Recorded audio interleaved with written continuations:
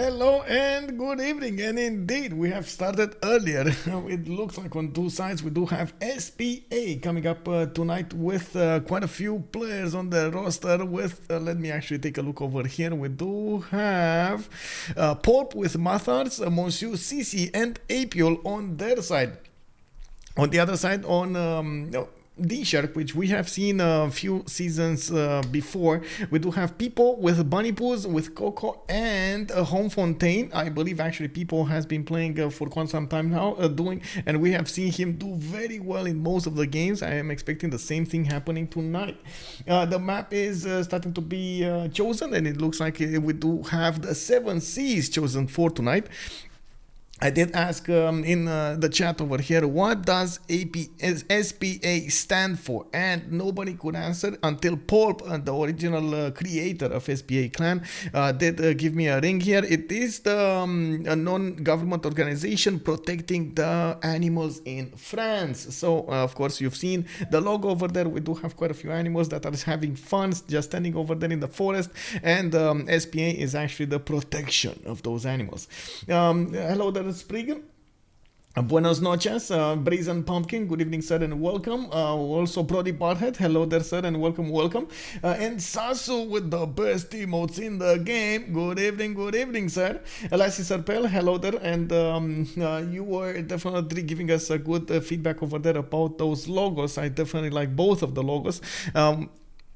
I do hope we're actually going to see more of them. I don't really want to reveal them beforehand until we actually get to a game, but I'm going to do my best to cast as many and as diverse games as possible, so we get to see all logos, all teams, the team members, and so on and so forth. There are quite a few of them already that did manage to get the graphics out. Let me actually put up on the screen over here the map. We do have the 7 Seas. Two left hands, Ukraine. Hello there, sir. Good evening. There were a few things noteworthy yesterday. Of course, that push of Spain was awesome.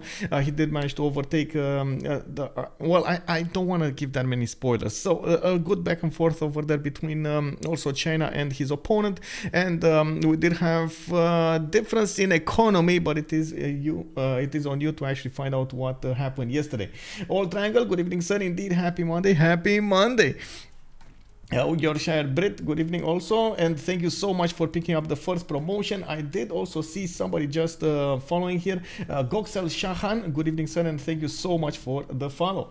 So let's actually take a quick peek over here what's happening in the active ban phase. We do have, of course, on the 7 Seas, them a little bit more prone towards naval civilizations than the land civilizations, and it looks like we do have 4 of them being picked over here. Basil, the second, got taken out as an option. We got Coupe coming up next.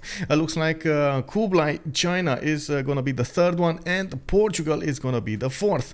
We do see also Mali taking it now, so both of those amazing gold civilizations are not going to make it in the game. Still, though, there are quite a few of them that can do a lot of gold from the beginning of the game until the end, so I'm not that worried about the gold generation. We still have Cree, we still have Victoria, we still have Dido, we still have Spain. There are so many very good civilizations to play around with. Since Poolp is in the lobby, I do know that she really enjoys playing civilizations like Australia, for example, so we might actually see that. But I'm not so sure Australia would be first pick material. Of course, you can see her on the first slot over there. She's actually on the buttons picking the civilizations for her team, and she needs to decide if she is gonna what kind of civilizations will be first, second, and so on and so forth. We do have also coming up over here Japan in the 6th choice, and slowly we do need to see them picking their civilizations here. Let's go. Marlock Mage, good evening sir, and yeah, lurking. I do think I do need to actually add something over here, by the way. Manage rewards, I do need to add something over here, because I did see it on other streams and I thought it is a very good idea. Let me actually see if I can quickly add, there we go. Okay, so we do have Philip II picked immediately. Pipo is going to go for Lady 6 guy, and of course we do need to see what what BaNiPouZ is gonna pick. He is gonna have the second choice of DShark. Yeah, DShark. Yeah, definitely DShark. Then Matharz is gonna need to pick for SPA in the next one. Oh, by the way, guys, finally this actually went away. Oh my god, that was so weird with what happened on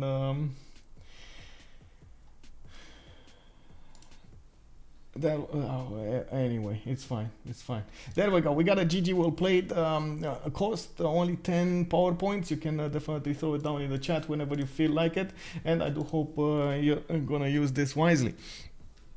Hello there, Tompet. How are you doing, sir? Good evening. I do hope I actually pronounced your name correctly. I know I got some suggestions from some of your team members about how to actually say your name. Tompet, right? It's not Tempet, it's or is it Tempoet or Tompet? I think it's Tompet, right? I hope it is Tompet. BaNiPouZ is gonna go for Victoria. He is gonna pick a civilization with naval powers here, and as you can see, we do have one. Okay, yay, I nailed it, thank you. Matharz over here is gonna go for Peter, and this actually sets the tone for the next part. They will need to pick a civilization that will be able to disrupt that possible culture victory. Even though on the 7 seas you do have quite a bit of tundra, sometimes the map actually gives what I should say, gives you a few, what do you call it, curveballs, and unfortunately you don't get that much tundra to benefit from, or you don't have fresh water, and so on and so forth. We have seen it actually on the other sides develop quite nicely, and I do hope they will counter pick it. They will need to get a civilization in the second pick phase that can actually defend Russia quite properly. We've seen it multiple times how, for example, a civilization like Pericles could do so, but I don't think they want to specialize that much. They want to get something that can do multiple things at once. In the active ban phase, in the second wave, we do have also Norway taken out. And it looks like we do have 3 more choices to go for here, and we'll see what we will end up for. Max the Joe, good evening, sir. Also, Tompet is telling us that he is hyped to see SPA's first squadron. I know, right? This is the first squadron match, and definitely looking forward to see what they're gonna do over here. Was also looking forward to see, I think DShark recruited new members, if I'm not mistaken. Let me actually take a look here. But if I'm not mistaken, Pipo was on another team. Let me actually take a quick peek over here and see where it was. Oh no, I need to actually click like this and then click like this. And let me see. Oh no, it doesn't tell me. No. Was he on this roster, or did he change to this roster? For some reason, mentions maybe Pipo. There we go. Okay. Yes. So it was Josie 06 announcing it, but that was quite some time ago. Ok. Ouvre son recrutement et annonce l'arrivée de Pipo comme renfort providential, and that was on the 7th. That was actually a season ago, I believe. Okay, so they do have Pipo for a season at least. Looks like Rome got taken down. Phoenicia also got taken down in the 9th slot, and we do have one more band to go. They are leaving on the map actually choices that Poolp can pick out from, and I do like they are more specializing, a little bit more specializing than DShark here with Maya and the Victoria. Yes, you can get the gold. Yes, later on production and development. With the Maya you get the science, but on the other side we do have that culture victory, and of course Philip II is quite flexible civilization in most cases, especially if you do get a good continent split. It can do amazingly well. Also, we do have a new leader ban here. We do have the new Congo taken down, and this was one of the rules that got implemented recently in the organization over here. We saw an announcement, and the only civilization that got banned in this season is Sultan Saladin, and of course Babylon is still available for the players, and all of the other new civilizations, they're still not picking it. So really interesting choices over here by the players. They probably don't feel that comfortable picking them, especially in this scenario. We do have Koco going for Montezuma. Monsieur Sisi is going to need to pick up next, and Apeul is going to come right after him. Interesting choice. Wasn't Apeul actually on Ornithorynx Roses? Did he change recently? Because, oh my god, let me see. Hello there, LGS34. Good evening, sir. Good evening, sir. Wasn't like again. Oh, okay. So he's SPA right now. I see how it is. I see how it is. He actually changed from Ornithorynx Roses. Wasn't he on Ornithorynx Roses? Oh man. Well, now Oranssi is going to need to pick up the Civilization. They're definitely thinking how to go about this next pick. Since they do have to go against Lady Siskai, Victoria and Montezuma, they might need something that can definitely get a lot of production and science during the mid to late game. They might go for something like, okay, Ball Maker, there we go. I was thinking they might go for something like Zulu, since it is not in the ban phase here. It can definitely do quite a bit of a splash. There are also options open as, for example, Canada, or on the other side, on those warning points, you do have Genghis Khan to benefit from. Quite a bit surprisingly, we haven't seen him in some time, even if when we did see him, he affected the game quite a bit. Yes, the players did actually find out that you can, if you build anti-cav units, they can definitely defend those Kesheks if they're placed properly, if you do get the defenses on them and so on, like all of those things. Wait.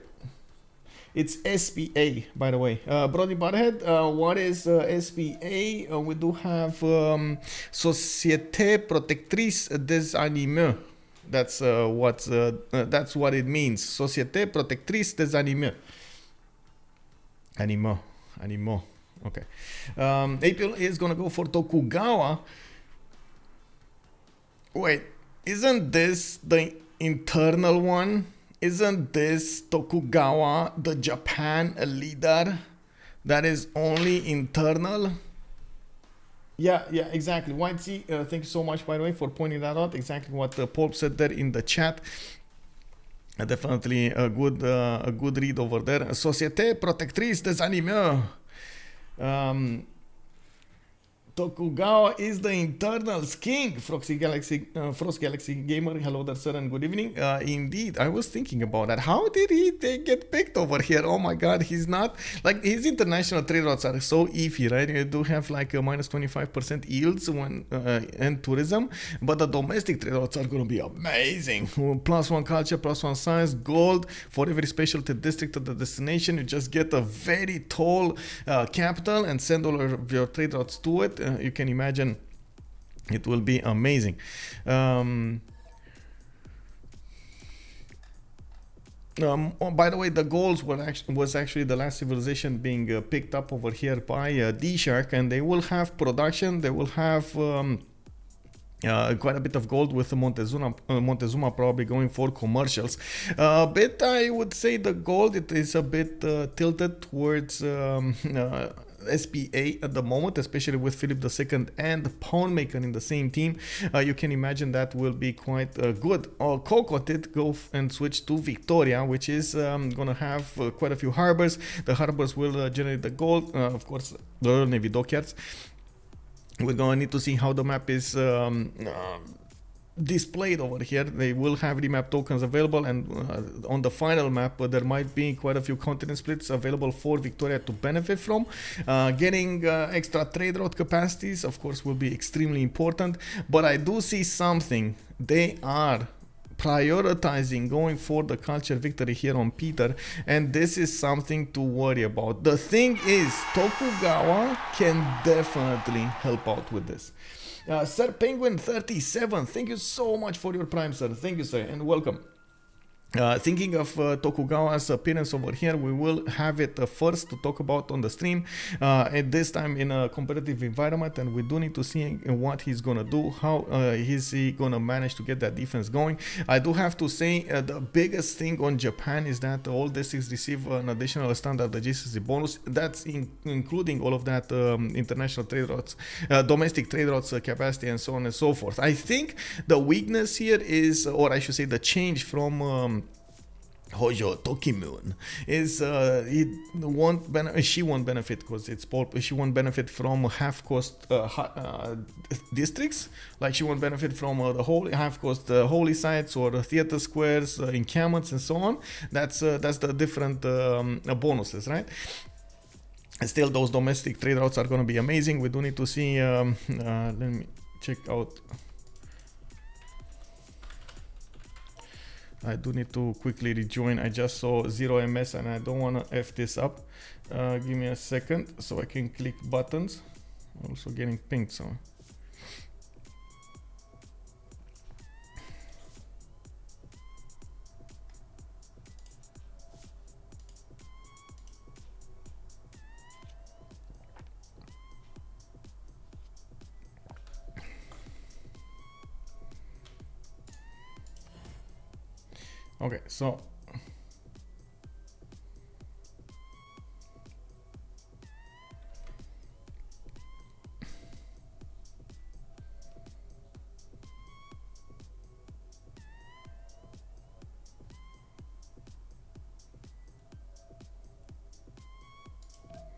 Okay, so loading into the map now.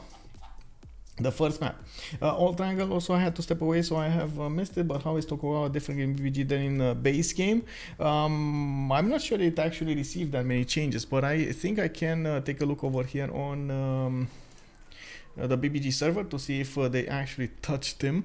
It might have been a bit of a different... let me see. Let me not actually assume anything. Let me go ahead and take a look at the server and see what actually happened. Oh my god, where is that server? There we go. That is the server. Announcements, patch notes.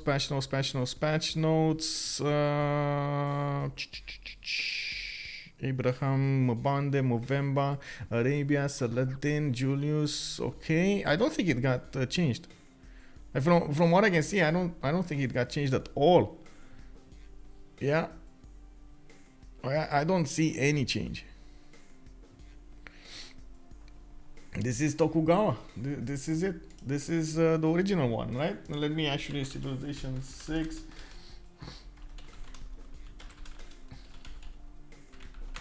Let me Google this and see if it is exactly the same. Tourism minus 20, the capital, wait, cities within 6 tiles of Japan gain amenities. I think this is it. This is the change. Cities within 6 tiles. I don't remember seeing this. Tokugawa. Cities, no, he does. Oh, yeah, it got changed to cities within 6 tiles of Japan's capital are 100% loyal. From cities within 6 tiles of Japan's capital gain 4 amenities, and after researching flight, 1 tourism for every district. So this remained. The extra amenities got taken away. Yeah. He got only 2 gold per quarter versus, let me actually take a look over here, it was initially 2 gold. No, it's still 2 gold per quarter. What? Receive,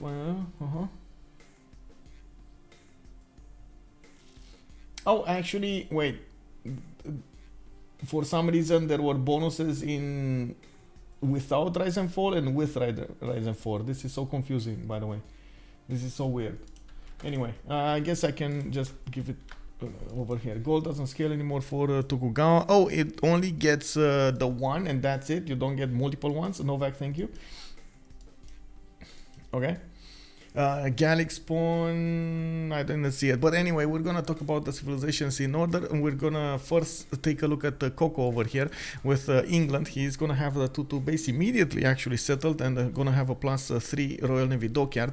Looks like he's gonna have the Sahara in the north and quite a bit of coast to go for. I don't see anybody on his coast. Oh, never mind. I see Japan over here. Is gonna be on the coast, and they will probably trade ships. They will fight each other on the coast. They're from opponents. They are opponents. Koco is also going to have Cree on the east side, and that is also going to be one of his opponents. Going to have quite a bit of a tough time over here dealing with both of them. At least he's going to have an ally in the form of BaNiPouZ to the west side, and that actually brings us up to the next one. Let's see who's in the south. We do have Maya over here. Pipo is going to have... Oh no, a bit of a lack of plantations. He has some orange, some citrus tiles that he could go for. Looks like he did settle one to the north there, and honestly, I don't see bananas. Like, am I just blind, or there are no bananas on this map? I don't see a single banana tile. Like usually with the Mayan spawns, you kind of get away with because you're gonna have some bananas sprinkled somewhere. In this case, we don't have any bananas, and at least he's gonna have... Oh my god, that's too far away. That is too far away to go too far east to get the spices, and it's only gonna be like one tile. Oh man, this is definitely not ideal spawn for Maya. We do need to also take a look at what they're gonna do over here with the opponents. We do have Cree to the north. It looks like the south is going to be devoid of opponents, and Maya is probably going to develop his cities before this second river towards the north side. That's not bad, but without having that many good observatories, it is going to be hard to scale a little bit later in the game. Whoa. Wow, we got... Okay, there we go. We got quite a few things started up over here. Very nice, very nice. We do need to take a look at Gaul here. Gaul did go for this one. Oh my god.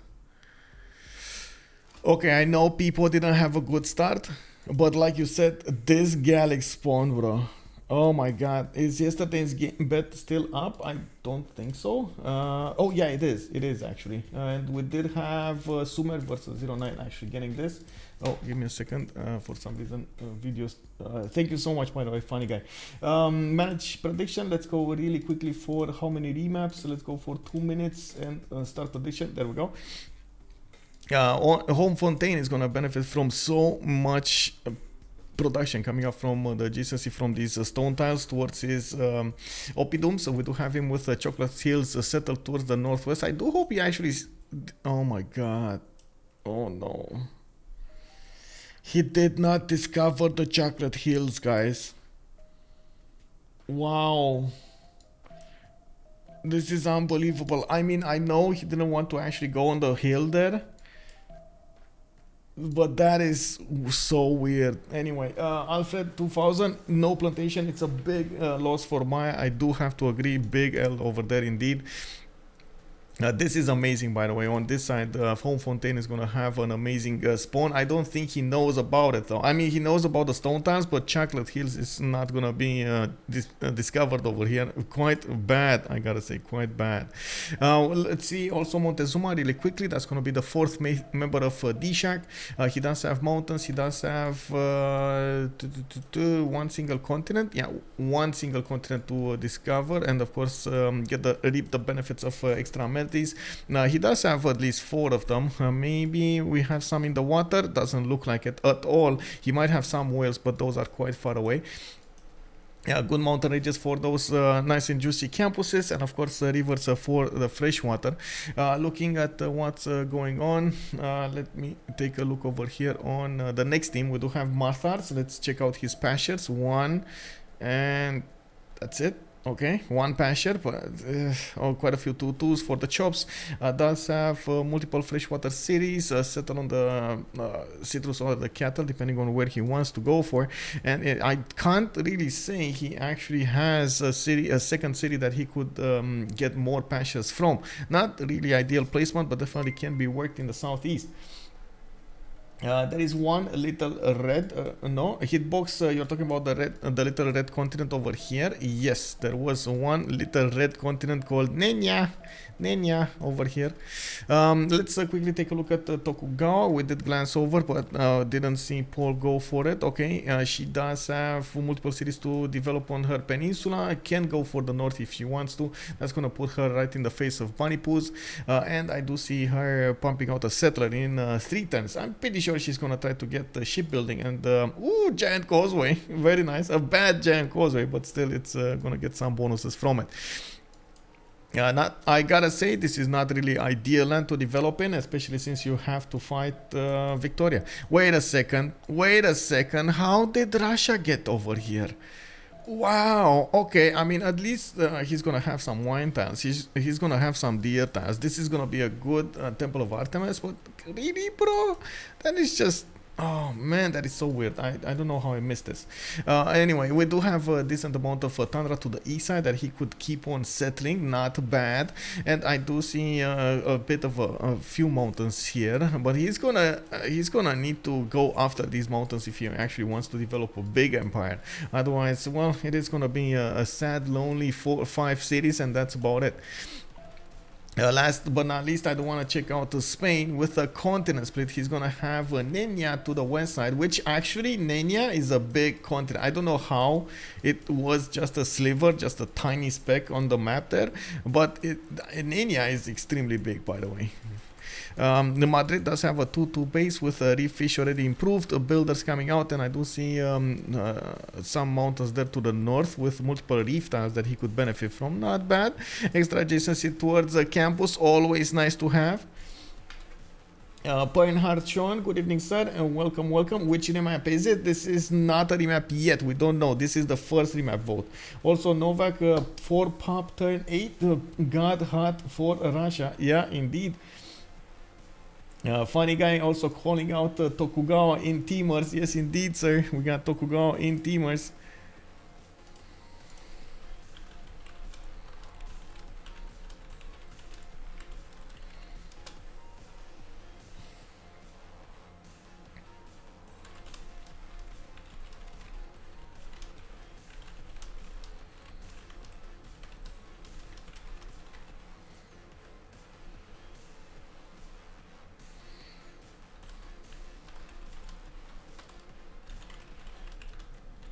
Okay, so we do have a remap. We do have a remap over here, and it looks like it will be from the DSharks. Wait, both remapped or one remap? Both remapped? I don't... Was there a double remap? Was there a double remap? I saw 2 of them saying no. You know, I saw Apeul. He said no. He said yes in the chat. Oh, say we. Say we. Say we. Ah, say we. Okay, I see.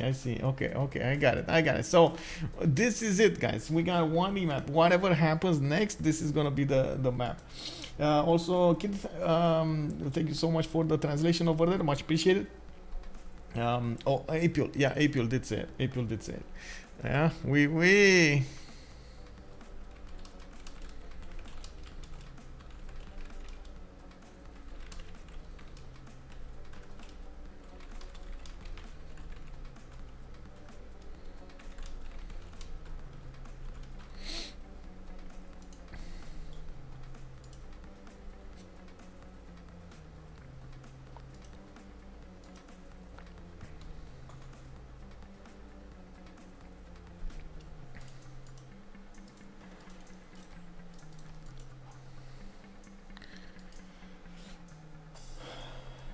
Thank you, Auntie Reo. Good evening, sir. Good evening and welcome. Okay, so let's see. New map started up. I need to finish the prediction so we get the answer. It's one answer, one big remap over here. 7C startup as the second map. We do need to take a look who's gonna win between DShark and SPA. I can actually put the team labels on the screen here while we do need to wait a little bit. On the left side, we're gonna have the Sharks. Oh, swimming in the water. While on the right side, we do have SPA, Societe. Let me actually say Let me see if I remember this correctly. Société Protectrice des Animaux. Huh? Could you canal that? League of Legends. Okay. Let's go. Yeah, we are. SPA is coming in with all of the Busters champs over here. We're gonna need to see if they do manage to pull this off and, of course, get to the finish line. Thank you. Also, good evening, Kinky Dreads. I'm not sure what you want to canal over there. I guess we're gonna need to take a look what you are talking about. Okay, so let's see. Cree is gonna have this time. Oh, I say a medium roll over here. He does have 1, 2, 3, 4, 5 of these possible camps and plantations. 6 actually. Ooh, another one over here in the south. Oh yes, ivory tile. Yeah. Let's go.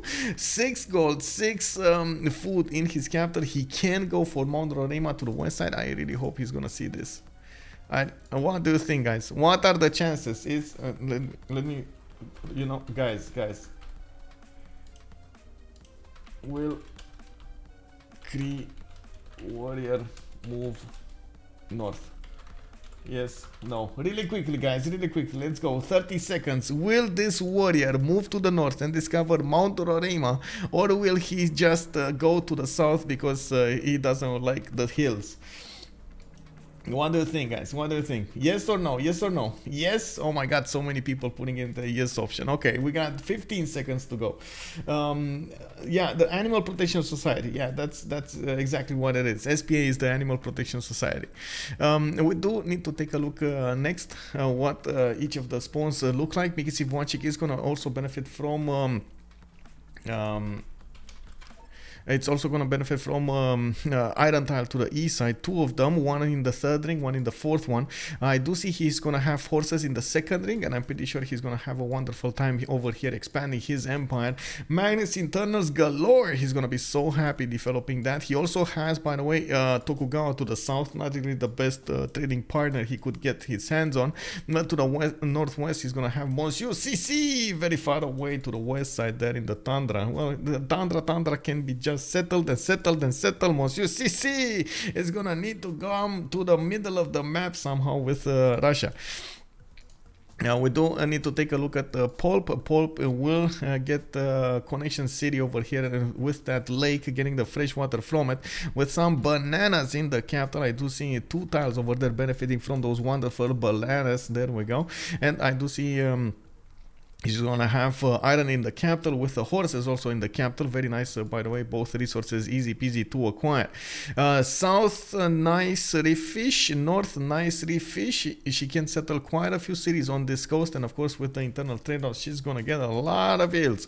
I can't say she can actually go here. This might be a problem. She can't go around to the west side, where she will have Victoria. So this time around, we don't actually have the seas connected between each other.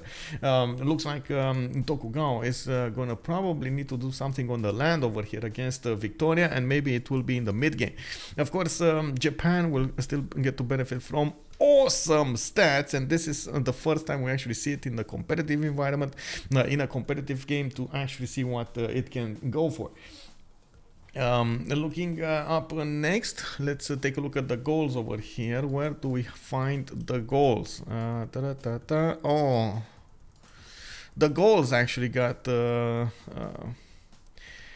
little bit worse, a lot worse actually. Only 1 single stone tile that he could benefit from. Yes, he's gonna go for the coffee tile to the west side. He is gonna get some horses over here to improve, and of course get the adjacency towards his oppidum. Not bad, but anything after than that in the south is going to be quite disturbing. He does have some iron tiles to the north that he could improve. I say some, but it's only 1. And it's 4 rings, 4 tiles out. He's also gonna have in this south actually quite a few tiles to improve, but that's gonna put him closer to Aztec, and I'm not so sure he's gonna be. Wait a second, did I just go on the other side? Yes, I actually, sorry, I went for Ambiotics, which when I should have actually gone for Spain. But anyway, Let's finish Aduatuca and then move forward. Since he does have both of those strategic resources, I'm pretty sure he's going to start developing his cities around this. Going for more cattle settles here for the extra food in the capital. Cattle with honey, with another two base next to Galapagos. Not too bad, not ideal, but not bad. He's not going to know about Tokugawa, about Japan. Also, we do need to actually take a look. Oh no, guys, Matharz went south.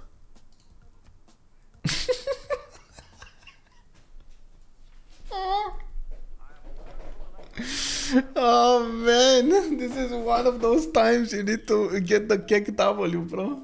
Oh my god, this is exactly kick W time. Oh my god, oh my god. No, where is kick W here? Where is kick W? No, I do this. It's only a game. Why you have to be mad? Oh man. Man, so we do have 10 points. Just 10. Somebody just got one. Oh my god. Oh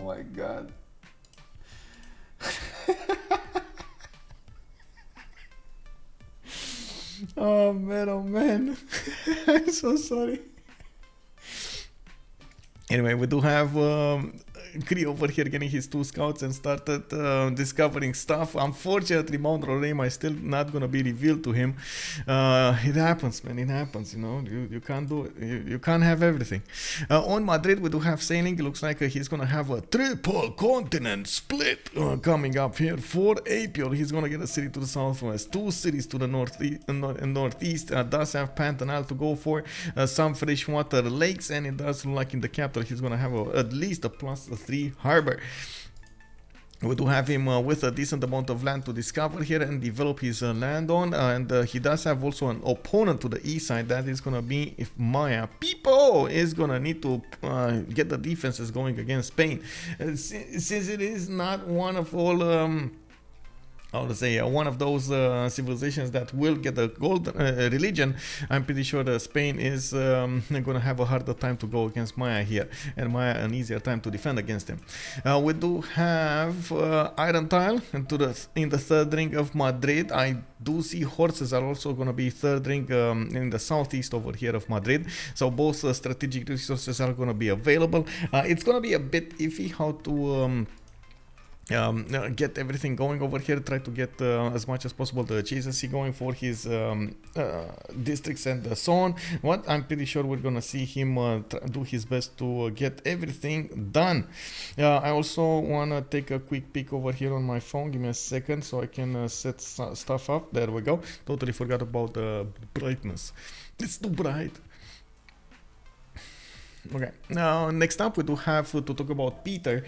Peter with 1 sheep tile, 2 sheep tiles. He's gonna get that those 2 tools to work. Looks like he did put down his first Lavra, but did not actually finish it. With a +3 faith, he's gonna get a decent amount of advantage from the beginning. We do have him pumping out the settler first, and looks like probably the east is gonna be his choice to go for. He does have a decent river network to go and settle and get that fresh water from, and I do see on the west side he's still gonna benefit from a few mountains. A city-state kill in the form of Granada, Pio Pio Tahi in the south. Did he meet it? I think he did, right? I think he actually met Pio Pio Tahi. Yes, very nice. He could actually settle Pio Pio Tahi and rip the benefits out of it.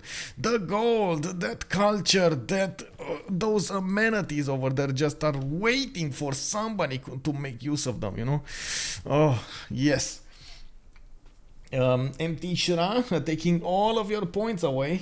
Small soldiers, good evening sir. Also MT Shra, good evening sir and welcome. LGS calling it out to plus 1715 with only 10 points bet. Yeah, I mean, I would take those odds. I would definitely take those odds. Oh no, he still gone the other way. Yes, he still did not see this. Oh my god, the second series going northeast. No, bro, Matharz, bro. This is quite something. Anyway, Triple X, good evening, sir. Looking at, of course, the trader, he just popped out of Mixivoci. He's gonna need to switch it around and, of course, send it to the capital from his second city there. Looking at Monsieur Sisi back here, we do have him finishing up his lava. He does have an iron tile in the third ring of St. Petersburg on the east side, and I do see also horses in the capital. Not really something usual, by the way, to have horses so close to Russia's capital. 3 tiles out, that's actually quite good. Some more tiki huts to play with. He's gonna try to get some benefits here. Maybe he's gonna get a relic. You know, you never know, man. You go into one of these cities and one of these oh, he got the faith, never mind. Faith hut on a faith civilization. I mean, you know, still it's an added benefit over there, you know, added bonus. Could have been better, but yeah, it is what it is. The people over there were doing their monk stance, and because of that they got all of the faith going. We do have Pipo, Lady 6 guy with webcam Nal getting a build around. Looks like he's going to have bananas this time. And I do see in the capital he's actually going to have a very good observatory, +4. He also has more platforms over here in the south. And it looks like this time he actually did a very good role. Multiple cities with 2 bases with... I would say plantations in the other side, and resources that he could use, land that he could use to get the production, to get extra adjacency towards his observatories and so on, which is gonna be quite nice. He also has horses to benefit from in the third ring to the north, and I do see iron is gonna be third ring in the south, so he's probably gonna need to get cities much closer to those 2 resources, strategic resources, to develop them. I don't think he's gonna be that happy buying out 3 tiles away tiles. What I do see is he's also going to have cocoa and wine on the same continent. So 3 possible resources with plantations are going to be available for him. Very, very nice. Actually, 4 also bananas, right? So 4 possible plantations here. Very nice, very nice. Let's take a look at Koco. That is Victoria with a settler going to the north for that probably cattle tile, I would say. And I do see him with an ivory tile over there next to it and multiple 2-2s. Doesn't have the fresh water if he just goes 1 tile further, but that's we're gonna take 2 more turns. He can go for the plains hill and get the fresh water from. I don't think that's gonna be necessary, but anyway, coming back on the settler in the capital, he's been pumping it out in 3 turns, and I do see an iron tile next to his city center over there on the east side. He does also have horses on the west, very few resources on the coast that he could benefit from, but there are a few of these fish tiles. He does also have a +4 possible campus over here between those 2 reef tiles on the tip of the peninsula to the northwest, where he should actually, well, I don't think he should. Oh my god, because he settled on freshwater, he can't actually get the benefit of this amber tile. Oh, rip amber tile, rip. He's gonna, I'm pretty sure he's gonna look at it all game and he's gonna regret it. Like, you know that feeling when you want to have that resource, you see it and it's just out of reach, you can't get there, like it's either behind a mountain or another island, or it's like 4 tiles out from your city and you can't get it, you know you're never gonna get it. That is exactly this feeling. Does Cree finally see his wonder hitbox? No. Oh man. Oh man. This is turn 15, guys. This is turn 15. Yeah. Oh man, oh man. And I gotta point out, can you imagine how much how much of an impact 1 move of scouting or 1 wrong move of scouting can actually have on your empire? Wow, just wow, bro. I can imagine the settler actually trying to go to the west side here, and he is gonna discover it if he goes that way. But honestly, since he did actually scout the south, he's probably gonna go to the south and get the bananas rather than anything else. Oh man, oh man, oh man. When he's gonna find it, he's gonna be so mad. He's gonna be so mad. Also, he can settle on the luxury. Please come on. I don't know what that is. Do you think he realized when his city will grow in the third ring? I mean, that's gonna be a long way, but maybe. I mean, I'm pretty sure he's gonna find. Oh well, I hope so. I really hope he's gonna find it before that. No, anyway, we got 2 more to go for. Ambiotics, we did talk about him a little bit here with the horses. You already got them discovered. Oh, a relic. Oh, come on, bro. That's actually on BaNiPouZ. So we do have BaNiPouZ or Apeul. Apeul, it does have, oh, that's the trade route. So BaNiPouZ here does have the relic in the south. That is in the south of the Gauls. They are allied with each other. They're going to get to trade probably on the coast as well. And we do need to actually have Gaul put another city to the southwest if they want to trade. That's not going to be good, guys. That is definitely not going to be good. We do have Poolp on these seas, and I'm pretty sure Poolp is very well versed when it comes to that naval power, so I'm pretty sure she's gonna do very well when it comes to those caravel timings, or even trying to find the way to defeat her opponents. Since Aduatuca is not coastal, she will only have Aztec to go against, and that is gonna be quite a matchup over here on these seas. First time we see Tokugawa in the game. It is the first time we're gonna see Tokugawa trade punches with his opponent over there. And we do have Tenochtitlan getting another one of those settlers in one.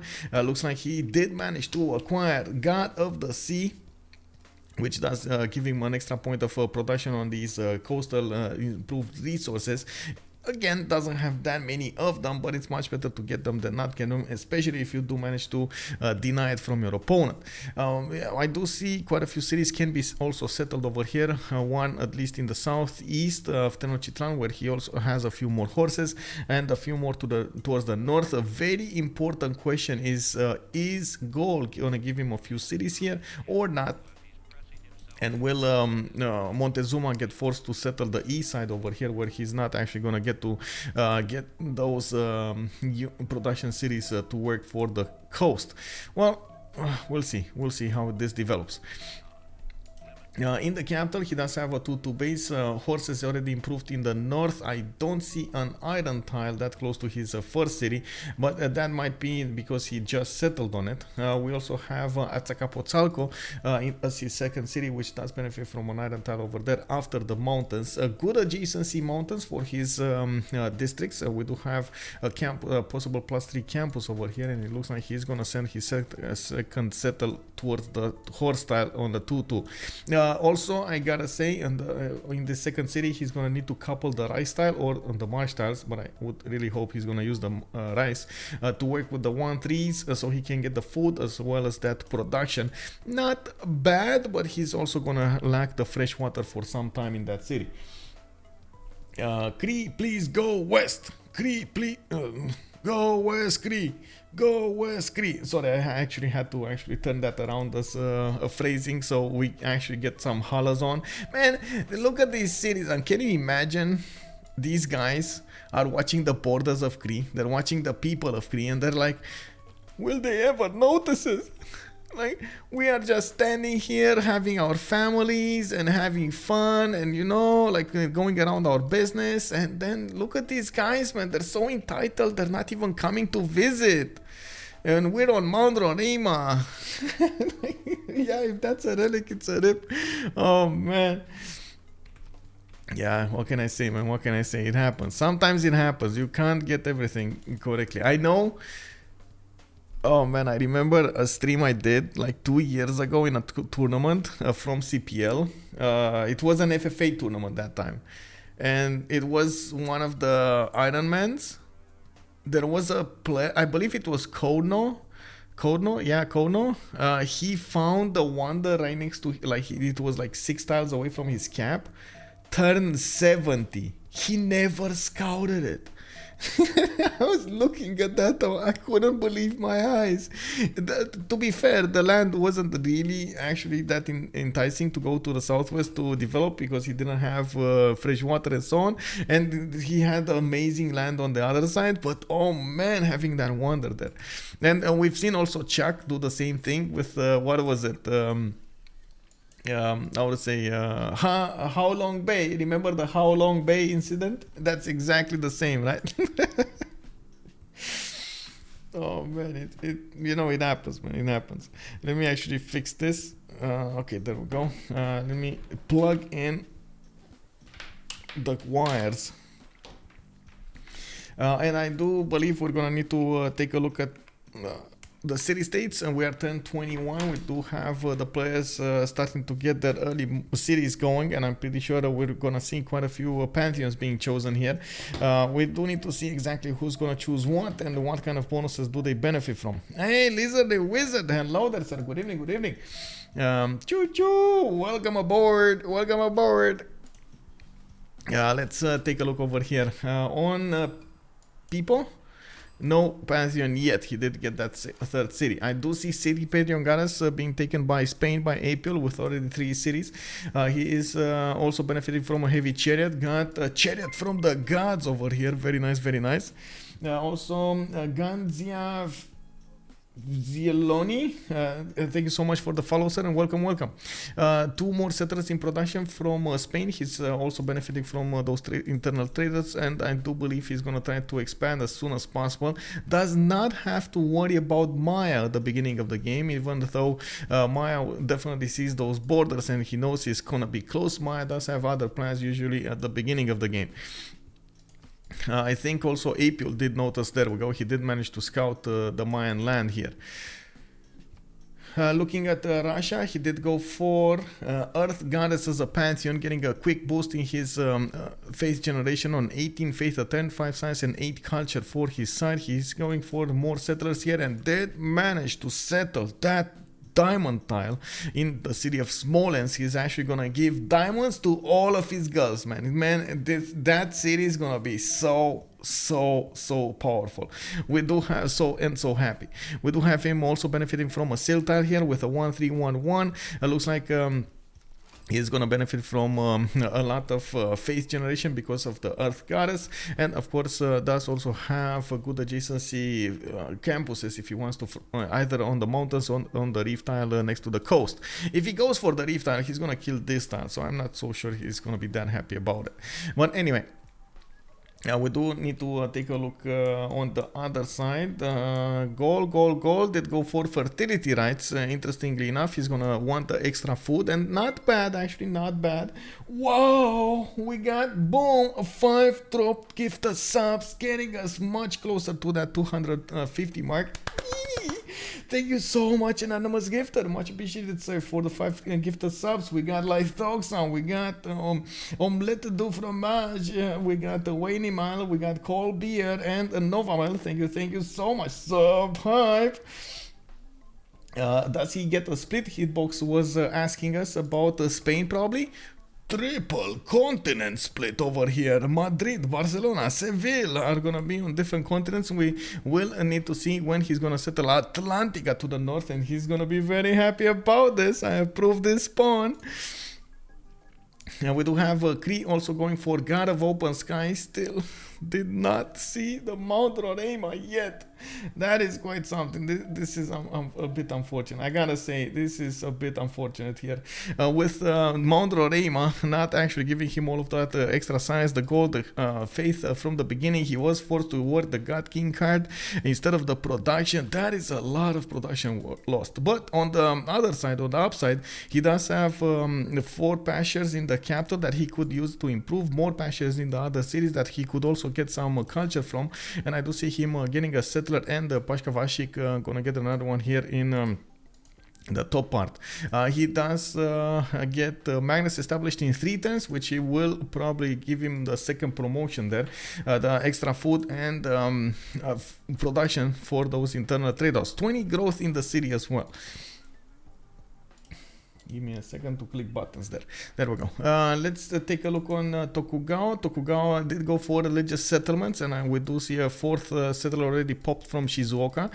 Gonna need to take a look where is she gonna actually put all of her cities. Well, she did manage to improve some of the resources, got that bonus for her harbors, and I do see 3 of them put down from Sendai, Tokyo, and Shizuoka.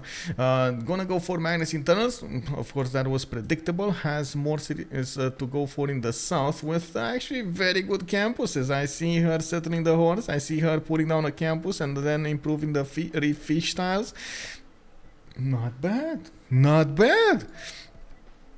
Another city over here on the cattle, another city on the river in the south. Quite a few cities, very powerful cities need to be settled. The biggest thing is they did not manage to scout the other coast. Neither of them do know about each other.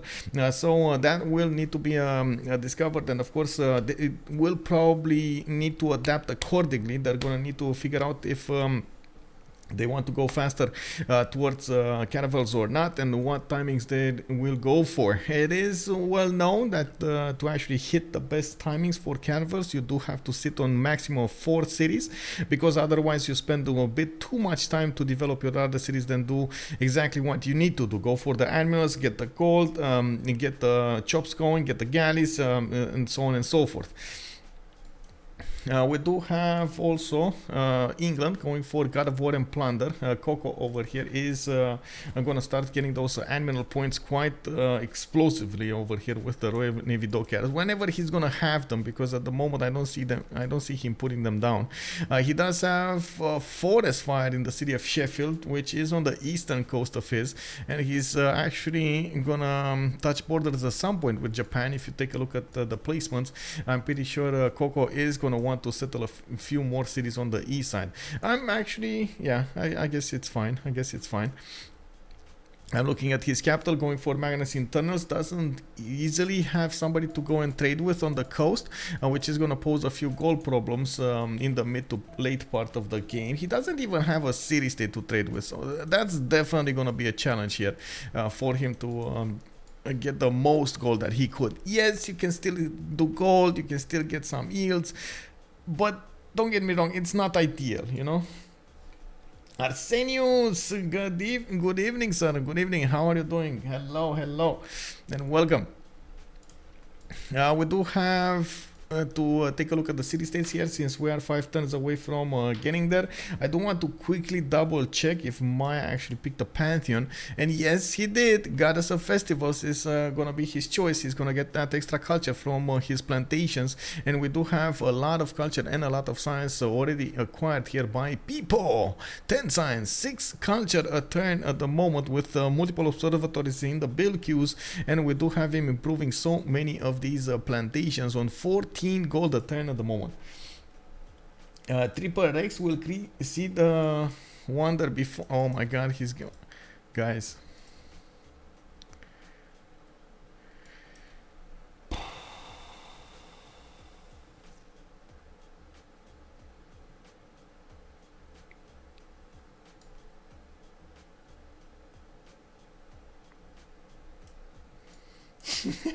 Kinky dance. I mean, man, you gotta power through your lack of good luck, right? You gotta power through.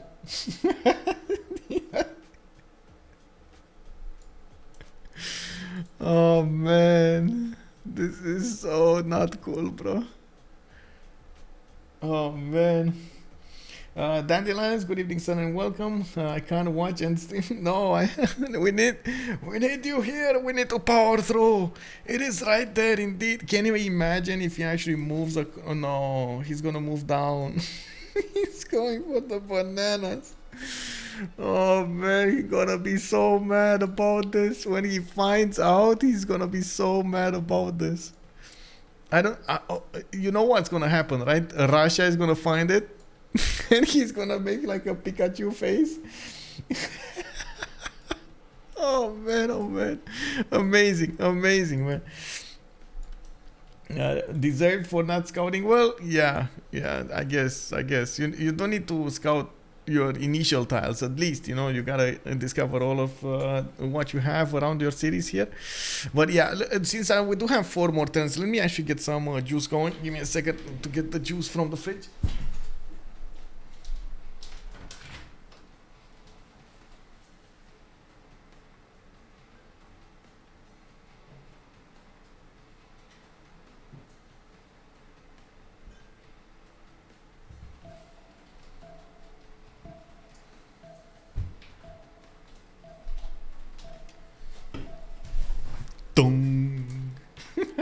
Oh, did you see, by the way, did you guys see the glass onion? But I feel so bad for him. Indeed, yeah, I also feel bad for him. If Russia finds it first, Team SPA should give Cree players so much grief. Oh, can you imagine? Can you imagine that happening? Oh my God! Yes, he's moving. He's moving. Anyway, let's actually take a quick peek over here on the city states, and then we're gonna come back on what the players are doing. We do have Lahore with Engazargamu, Preslav and Granada coming up for the military bonuses. I do see Singapore, Buenos Aires, Brussels and Hong Kong will be the ones for industry. Vatican City with Jerusalem will be providing the religious benefits, and we do have Nalanda as the single science city state here.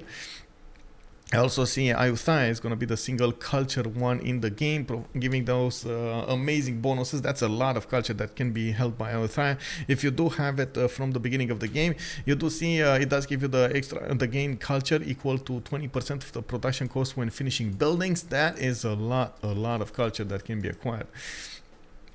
Of course, it's potential culture until it actually converts. Now, we do have Moksha for Maya as the first one. I don't see actually... Oh, I see Spain actually uses Barcelona as the production city, which is a bit weird.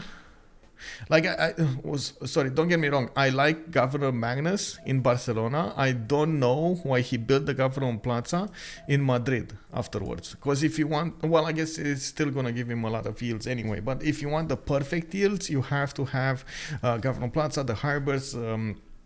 industrial zones, campuses, encampments there in the city you're trading with all of your internal trade outs. So that's, I guess, my... question mark. On Spain, we do have Bibrax actually managing to lose one of these builders. You do see the builder going for the water. He's going to try to jump in and swim home to Seville, while I do see his warriors going to need to get some protection done. I'm thinking maybe Apeul is either gonna keep it on that tile, or if he's gonna try to keep on moving out. I think he's gonna be hit by the slingers, and I'm not so sure he's actually gonna have enough health to survive this. Two slingers can do a significant amount of damage, and maybe next turn, if these slingers don't actually hit him, maybe he can take another one of these builders. What do you think, guys? Is he gonna have the opportunity to take out this slinger? It's 2 damage slinger, by the way. It's 2 strengths. Oh my God. He can take that slinger out. He can take another builder. That's a 3 charge builder with another 2 charge builder and a possible mine pillage. I mean, honestly, that pays for the warrior like 10 times, 2 times. It's fine if he sacrifices the warrior like this. Yeah, I watched it. It was a fun movie. Yeah, it felt like a fun with so many disruptions over there, as they like to call them, right? So many disruptions. That was quite something until the end. It did take a little time for it. Oh my God, he got it. Oh, bro. The warrior is still alive. Oh, Homme Fontaine, bro. Oh my God. I feel like Apeul should definitely delete the builder now. Definitely delete the builder, bro. Like, don't, just don't play with your food here. Just don't play with your food. Shift enter builder into city. Come on. Yeah, I know, right? I know. He probably thought Apeul is not going to attack him. He probably didn't see how much the slinger takes on return. The slinger does have, unfortunately, a bit of a different mess over here. In the middle strength, he's very weak. It's only 5 strength, so you can attack into it quite nicely, especially if it's damaged.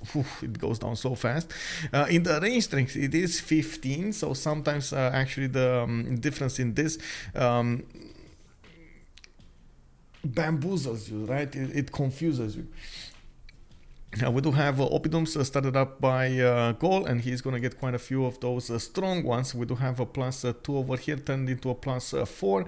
I do see another one here that needs to get some extra Jesus. He definitely needs to improve the horses. I don't know what this builder is doing on the 1-3 time. Oh, I see. Okay, there we go. Delete it, and there it goes. There it blows. We do have a chop in a slinger, and the builder got deleted, while Apeul is going to benefit from a full 3 charge builder going to swim towards the city of Seville. We are turn 31, and I believe every one of the players did manage to get their golden age. Yes, they did. Still no Mount Roraima discovery here, but I want to see the scout moving. Oh my God. Okay, I'm gonna put up the prediction here. Manage prediction, start prediction. Who will win? On one side, we got the Sharks. On the other side, we do have SPA, which is the Animal Protection Society over there. Société Protectrice des Animaux. We do have, let's see, Pipo coming up with a golden age. He is probably going to need to go for that pen brush. Doesn't actually have a way to get the monumentality, nor does he have a lot of commercials for free inquiry. So I'm pretty sure pen brush is going to be the choice here. He is going for his Government Plaza from his capital, from Webcap Nal. And he did take a while to get the 4th and the 5th settled. But now, after he finished those campuses, the replacement campuses in the form of observatories, he's going to start adding those extra settles going. There we go, pen brush and voice from him. Koco also pen brush and voice on Victoria, 3 cities Victoria here. Looks like Japan is trying to block the Government Plaza from getting built. Interesting placement for the Government Plaza. I would have thought he's actually going to put it somewhere next to the mountains here, so he gets more adjacency towards campuses and so on and so forth, or other districts, but it looks like Koco did choose to put it on the west of London. We do have also Koco trying to get rid of one of the Occhitaus here. Cree is going in, trying to pillage the ivory tile, get away with some tusk and gold there, while we do have England trying to defend as furiously as possible. We do have Home Fontaine with a pen brush and voice golden age on the goals, still on 3 cities, lost 2 of his builders, and it does seem like now he's gonna need to catch back up. He does have a settle going towards the south, and Aztec is there dealing with Nalanda. Interesting choice, by the way. Spain does have a heavy chariot next to Nalanda, and if he wants to, he might actually get to snipe this city. You can see the Eagle Warriors do have enough damage to take out the city center, almost take down the city center to very low HP, and if this heavy chariot just stays there, he can hit the city center after he declares war. At the moment, I don't think he actually declared war, by the way. Nalanda, yeah, we don't have him declaring war. We do have BaNiPouZ also with pen brush and voice golden age. He's still on 3 cities. He's going for the 4th city to the eastern coast, and he's trying to discover where Tokugawa is. The same can be said about Japan. Japan getting a few boats out to see where his opponents are. Does not know yet about Aztec, but she is trying to figure out where the location is. I'm pretty sure Spain did give him a readout of what's going on. By the way, Aztec did manage to rip 2 builders away from Nalanda that are moving towards the south over here towards Azcapotzalco and Tenochtitlan. We do have Matharz with a pen brush and voice golden age on Cree, still 5 cities, and oh my god, this is the turn, guys. This is the turn.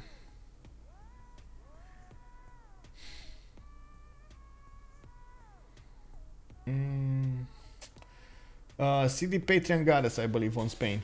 Also, Gav Plaza at Barcelona. Michael, are you a Colonia separatist? Catalonia. Oh, Catalonia separatist. No.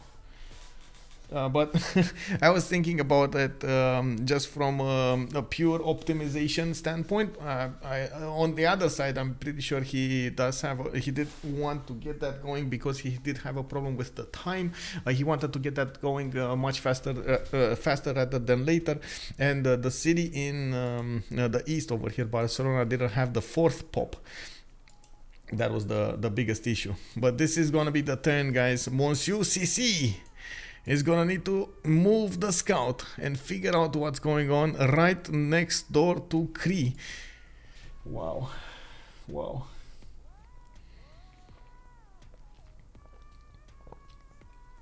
Wait, do we have somebody streaming? Don't we have Oranssi streaming?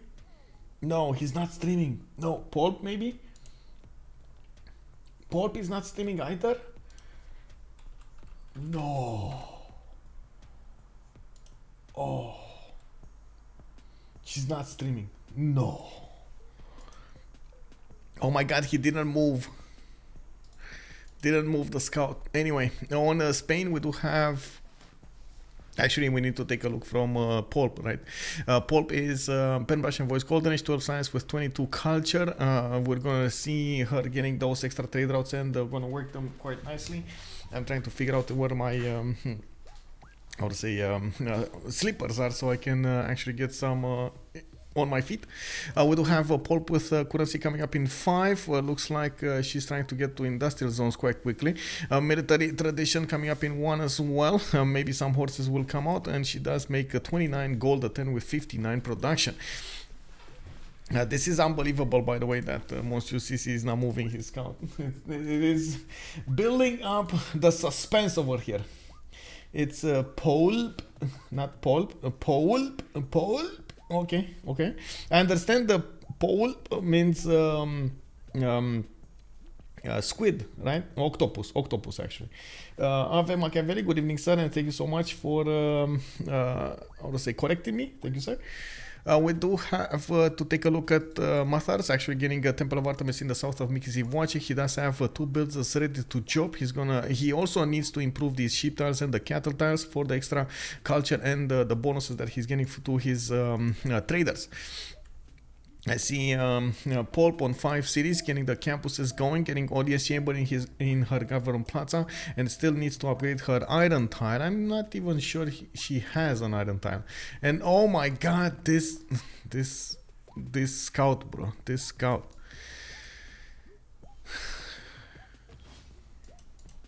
And we do have Spain also, Apeul, between 2 opponents, trying to get another settler from Barcelona. I do see Pipo did manage to forward settle him with the city of Zunantunich, while Webcam now is going to need to get another settler directly to the west side.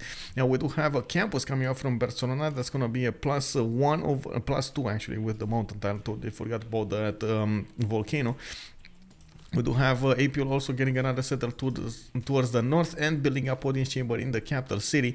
He's sending both traders towards Barcelona, so he gets extra yields, double yields from the different continents, and I'm pretty sure settling the north over here is going to give him another one to work with. We do have also harbors coming out from his cities for extra trade route capacities and by the lighthouses and some extra gold. Good gold acquirement here, 30 a turn, a bit low in the science. He's going to need to make up for that. I do have him with a few reef tiles, and I do see a +4 possible campuses over here in the north. Not bad. +3 is also not bad to actually settle and develop on. Also, Old Triangle, Cree has 5 cities that didn't scout like 10 tiles from their cap. Yeah. Oh man, wait, Monsieur CC move to the south. Man, these scouts are. This is.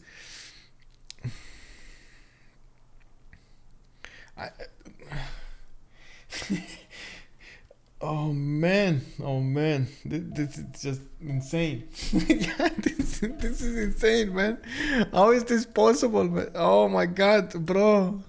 Don't tell me Russia scout is just gonna go home. Move to the east, bro. Oh my god, he's 1 turn away from finding this. Honestly, I would love to see his face right now. I would love to see Matharz's face when he sees that. The Shadowlands, indeed. Halosar knows the way there. Manga boy, good evening, sir.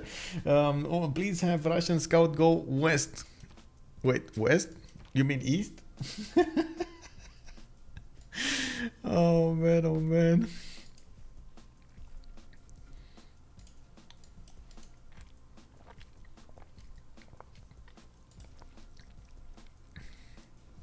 On Monsieur CC, on Russia, we do have the first religion in the game.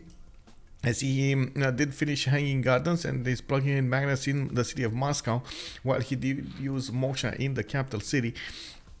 We do have him actually with Shinto as the religion. Feed the world with the shrines and temples, provide him the food and the housing, while Aid Ministry is going to give him the faith for his holy sites and the theater squares with the culture. I do see him putting down quite a few lavras over here. He's gonna get to probably take out Granada. That would be my first choice here, and maybe get some pressure on Maya. That would be actually quite good. Even though he does have 1 tile chokes, he would force Maya to plug them, which at the moment is not actually happening. You need to try to do as much damage on your opponent as possible to try to stop him. You never know when you actually get some benefits from it. Moscow is actually setting up for Colosseum gameplay here, getting the entertainment complex in that city center with magnets established in 2 turns will allow Monsieur CC to try to chop arena and of course Colosseum right afterwards. He does have 1, 2, 3, 4, 5, 6 possible chops here in the city, and I'm pretty sure he's gonna try to go for it as fast as possible. I'm also sure he's there we go, working autocracy as a government. He's getting an extra 10% towards his wonders, 10% production towards his wonders, not to mention he's getting probably Corvée, which gives him another 15. Actually this is Corvée 15% towards production. Oh my god, still didn't happen.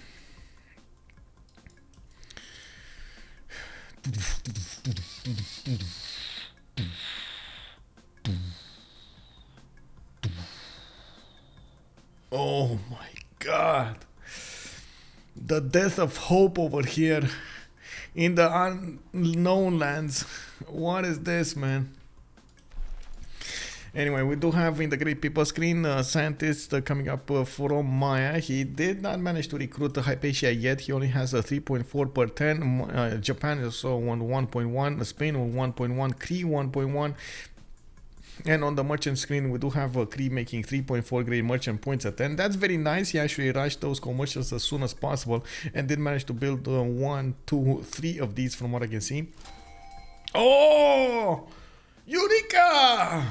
Hello! He got it! He got it! This time he got it! Oh man! Let me actually message Josie here. Turn 37, Mount Roraima is discovered.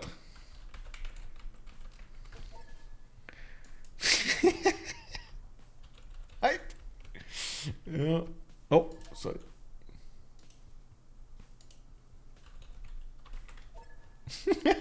Hallelujah! Yes.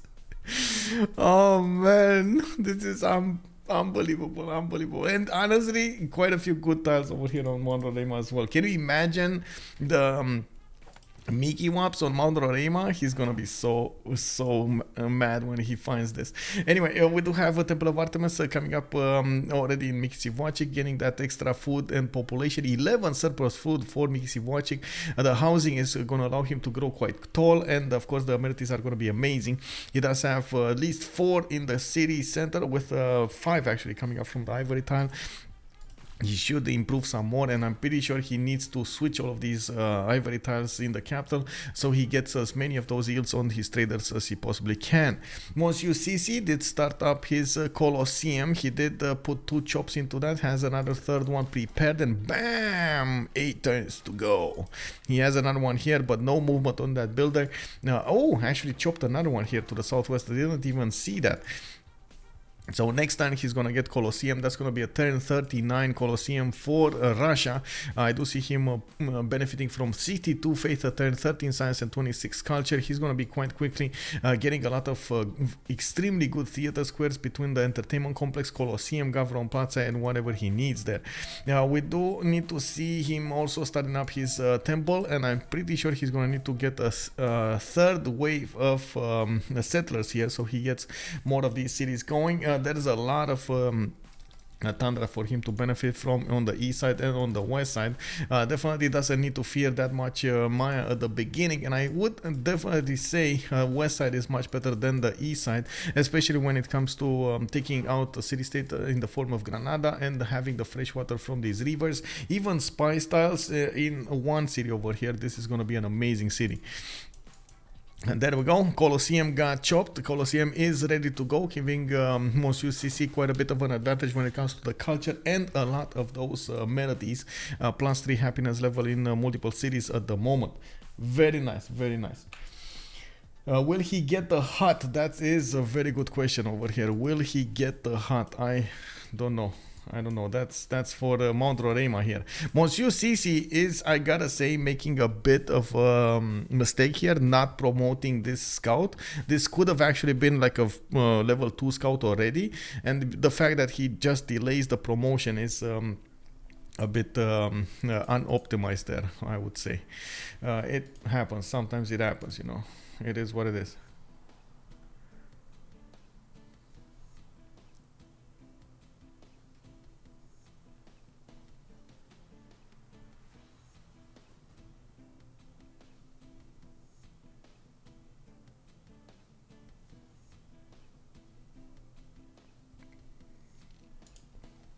Give me a second, was going through stuff quite quickly here.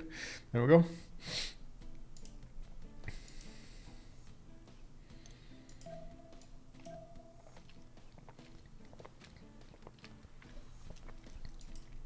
Okay, so Maya is going to have quite a bit of a challenge with his science and culture. He's going to have to get the production as well to fight both sides.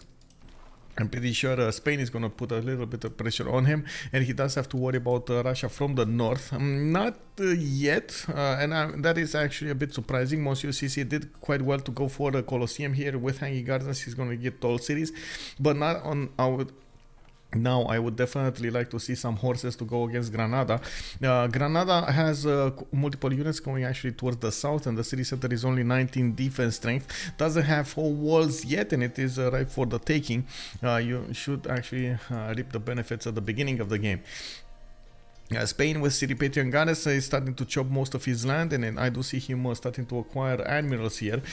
Did get some libraries going for the extra science, and Apeul is definitely worried about what's going to happen. You see him getting a few horses out, and he's worried about the extra science that Maya is benefiting from. He also saw the garrison defense strength go up in Maya's land. People just got a horse, and he's getting multiple ones. He definitely doesn't want to give a free kill to his opponent here. Corona also getting builders will allow him to get some extra yields over here from the tile improvements, and I do see he has a +3 geothermal fissure over there to the northwest that he could use to couple with the mountain tile. Easy peasy +3 on that rice tile. On Tokugawa, we do have already some punches traded with Aztec.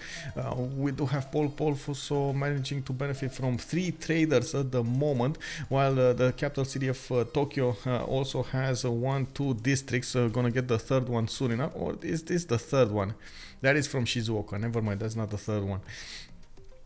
We do also need to see Poolp get her science ready. 25 science with 38 culture versus BaNiPouZ's 9 and 23.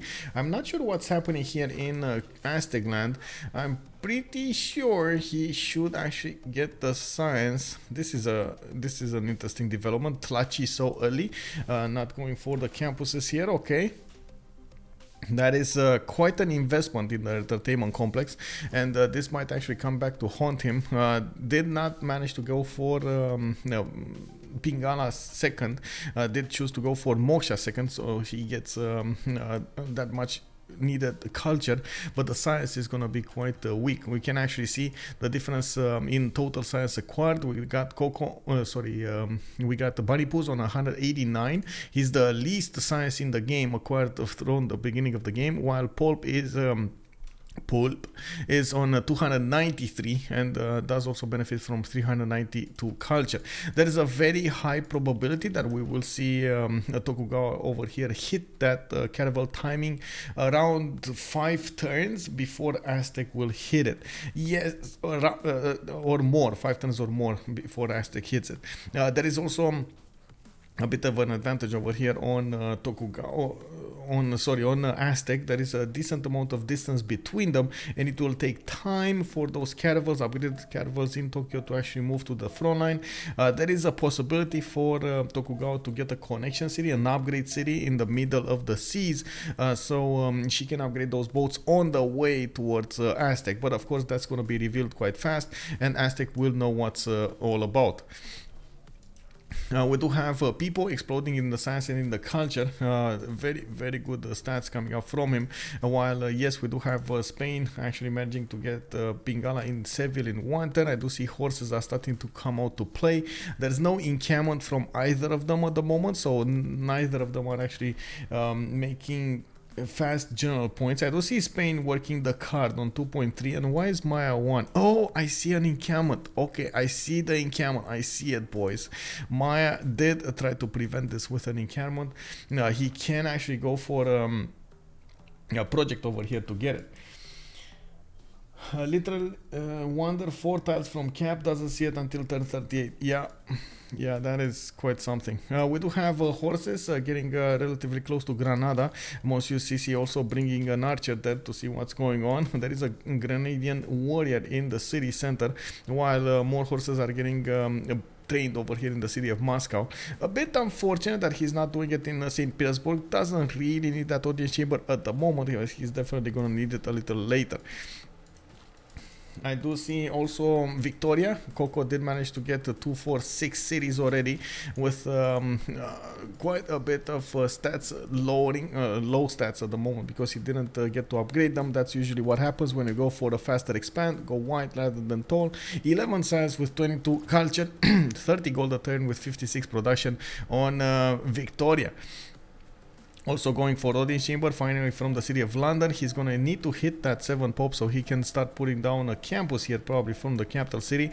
I'm still a bit sad about the Government Plaza placement, but I guess in the long term he's going to need to use some bonuses anyway.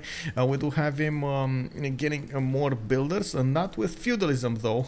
We do have him, actually I think this was a mistake, getting the builder from Sheffield, as in he didn't realize it's gonna pop or something, because usually at this point in time the players are trying to get as many advantages as possible from pre-building the builders with the 30% card and waiting for feudalism so they can get the 5 charges and of course benefit from that less production towards the builders at the same time. It's actually quite an efficient way of improving your empire.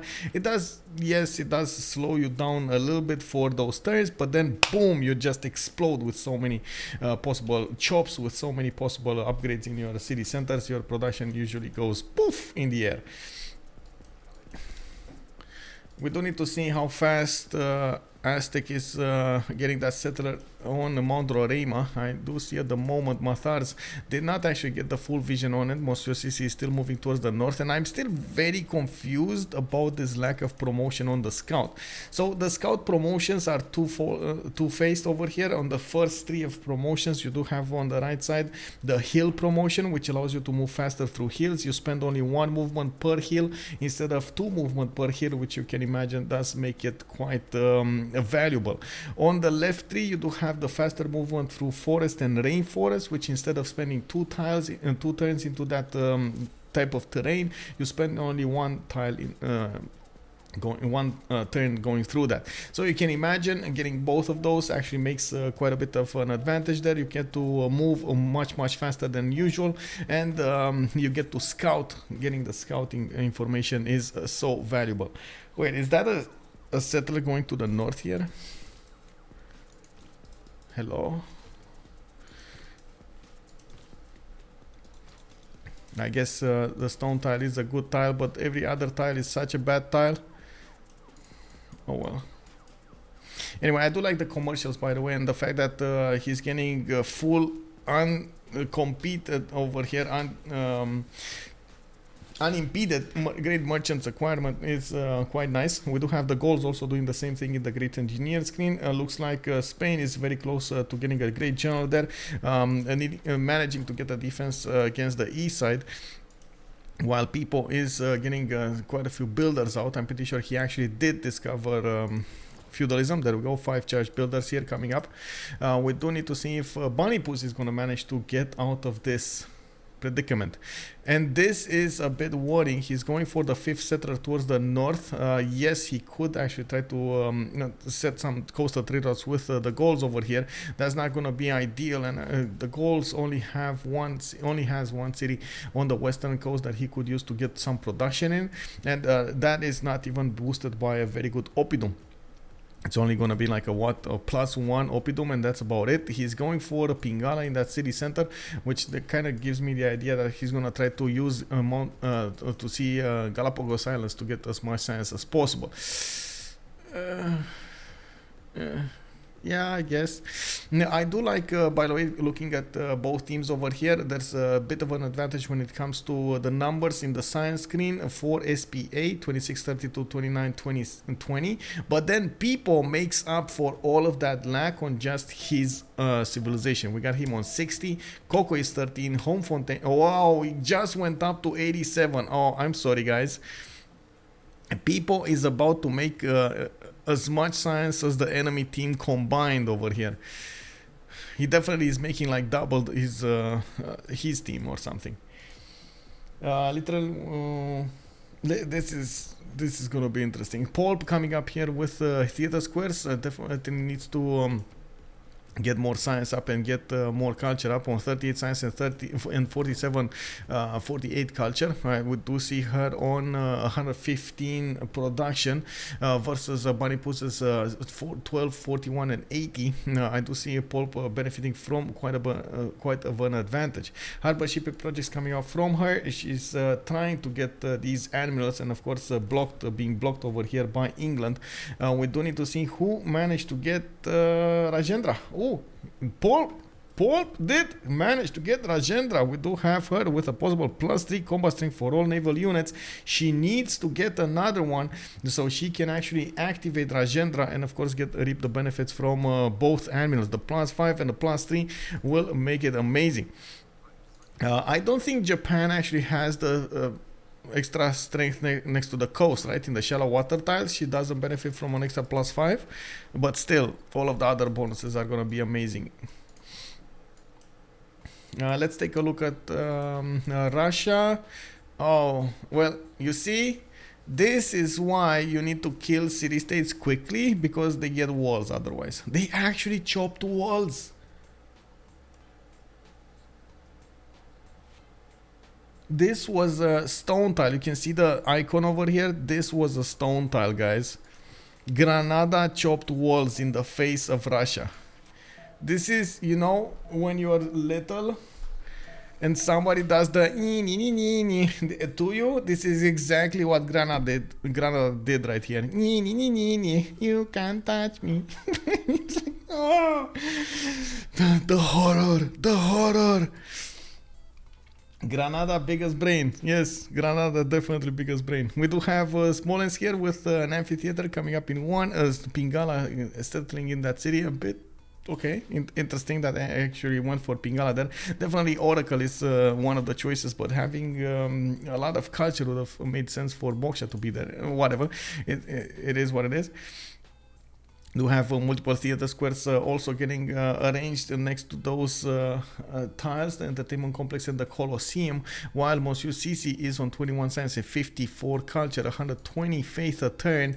We do have him slowly acquiring all of that he needs. Now we do have him also getting the Diplo quarter here. Looking at, let's see what's going on here. We got okay, Stonehenge coming up from Barcelona. Would be nice if we would see something like Crusade over here. I would love to see Conquistadors, Courts, Crusading Maya, you know, just for the fun of it. We do have multiple builders also appearing for Apeul. Apeul does have feudalism. He's getting all of those extra yields. I do see Al Corona did build the first harbor and will need the fourth pop to actually put down a campus.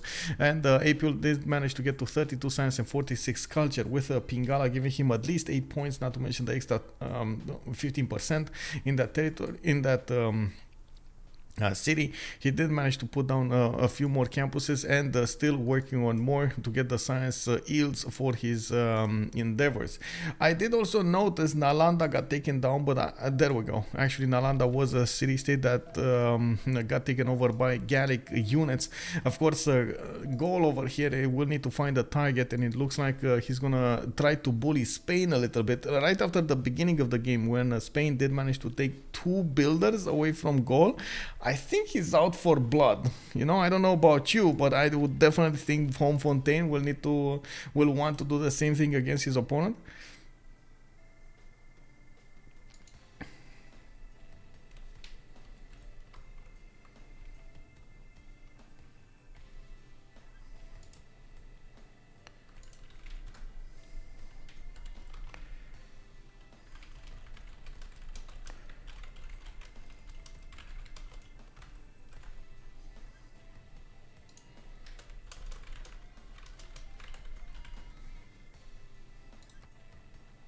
Matharz got a Kuri hunt and found a relic, and of course Matharz over here actually is gonna be settling finally Mount Roraima, which of course he's gonna be so happy to do so. I do see him putting down more of these commercials, and I do feel like at this point he's the free simmer, the one true free simmer on this team on SPA. We do have him with a two-tile choke towards the south over here against England, and we do see England is gonna get how to say, he's gonna get some scouts to close it off. The moment Koco did manage to put some coastal boats there, and he's trying to figure out if Russia is gonna be coastal. These cities, Smolensk and Voronezh, are actually in battleship range, and I don't see any other target for England. He's gonna be a bit sad about this. There might be later on some discovery, some open land in the south, open seas in the south to actually go through, but that is at least the first melting of the glaciers. We do have Mausoleum at Halikarnasson actually being built here in Sendai. I do see diplomatic order being put down from Japan, of course, and again I do have to stress this: Japan is working on increasing all of the yields of her trade routes over here. These are amazing trade routes. The Diplo quarter gives you 1 food and 1 production per each trade route. The Gavron Plaza gives you 1 food, 1 production for each trader. Gavron Magnus over there 2 and 2 again, so it gets to 4 base. And then you do get all of the other yields from the harbor, another one. I guess we're going to see what she's actually going to choose to go for the fourth one. Not to mention, you do get all of the other yields of the Japanese bonuses, the science, the culture, and the gold. Very, very good yields over there.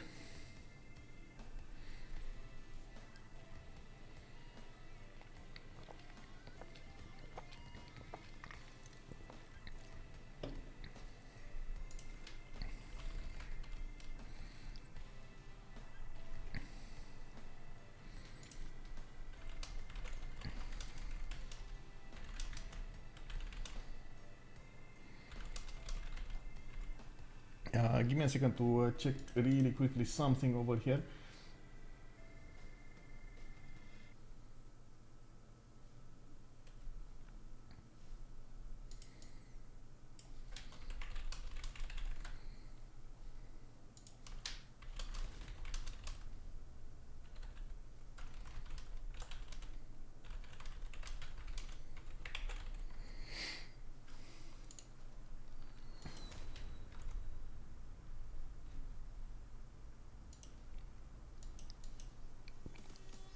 Okay, so Summer Obliva getting some galleys out. I do see galleys coming up from Aztec.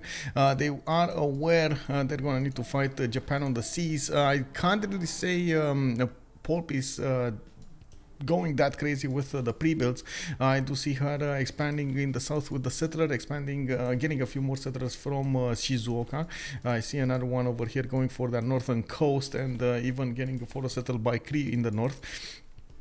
I do have Poolp needing to get a lot more pre-builds. I'm pretty sure the gold is gonna be okay here. We got Apeul on 70, Japan is on 65, Matharz is on 65. They definitely have that gold in the bank. BaNiPouZ also did manage to get back on track with the size. Not really that close to Poolp's size. There's 174 difference between them, but they can definitely, BaNiPouZ can definitely try to go for buttresses and cartography as soon as possible to get those boats out, especially since also Poolp will have a bit of time to get there. We do see more traders coming up from her from Tokyo. I do see Mausoleum at Halikarnassos finishing here in Sendai, and Poolp did manage to put a few defensive units against England.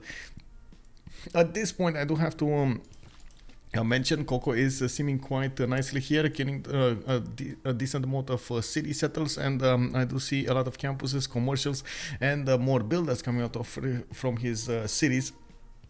The only problem would be these are did not get the feudalism bonus, and unfortunately he kind of gave up on pre-building them. I lost quite a bit of production, I would say, and of course benefits from that. Now we do have a campus coming out from London. It's only going to be a +1 over here to the southwest of London, and this is exactly why I was thinking at the beginning the Gavronplatz of London should actually be somewhere around here. The only way it makes sense, barely, is if he's going to go for something like free inquiry in the second era. And talking about the next era, we do have 5 more turns until the classical era finishes, and we got the medieval era started.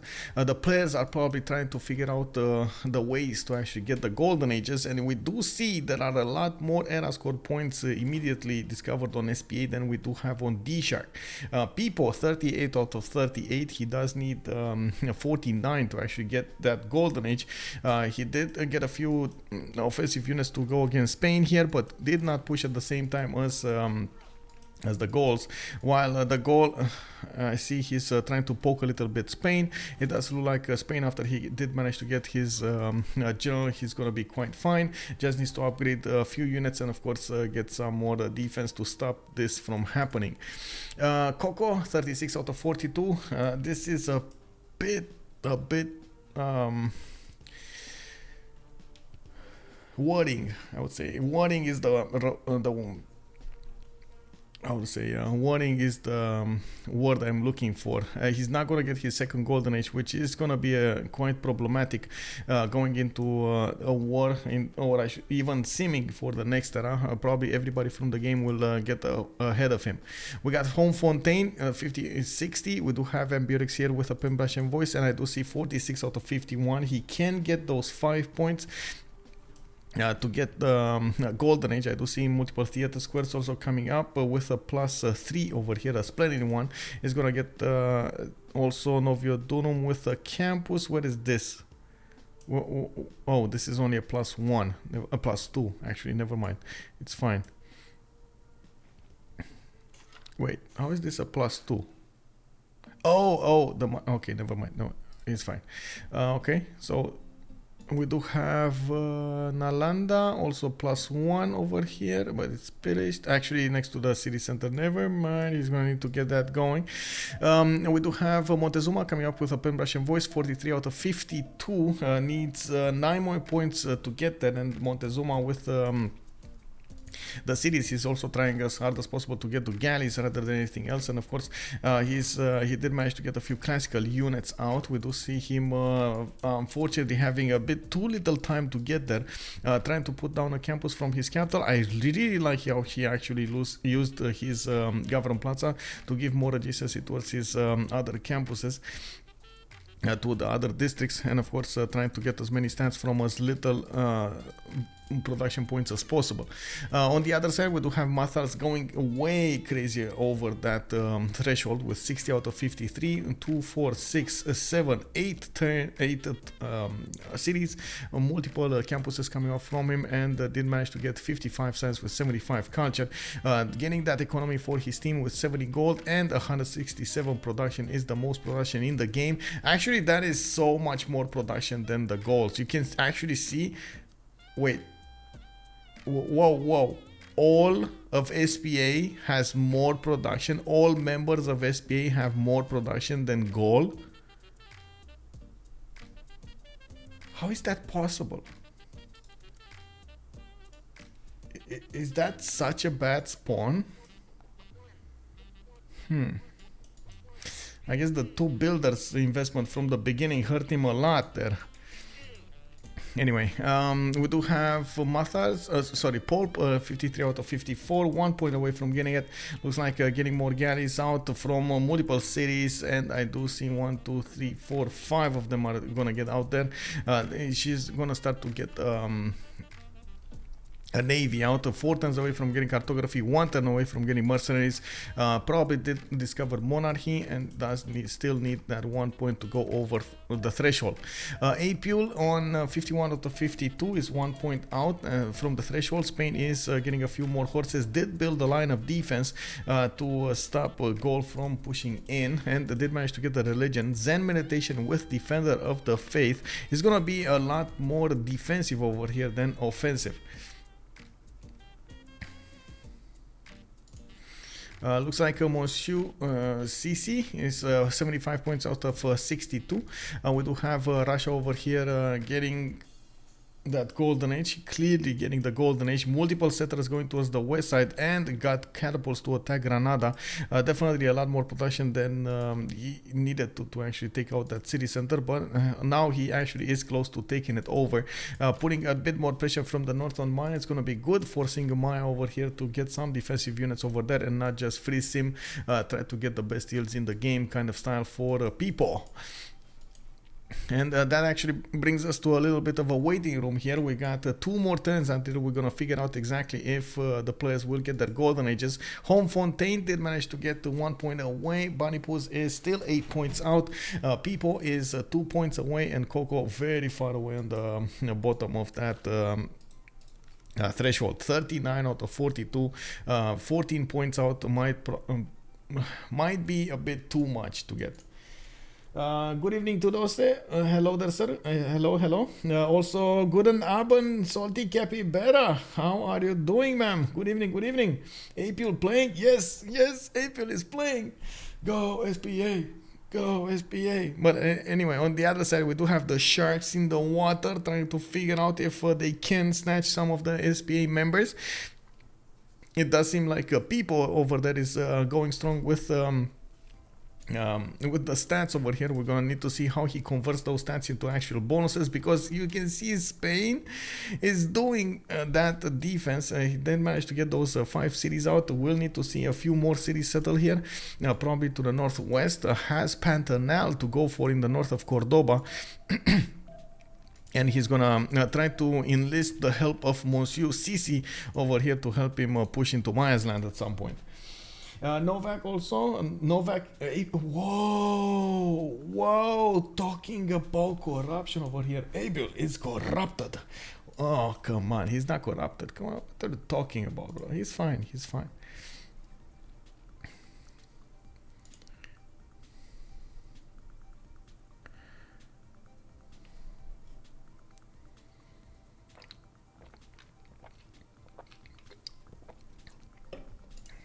Wait, we just had WCG win the cities against COC?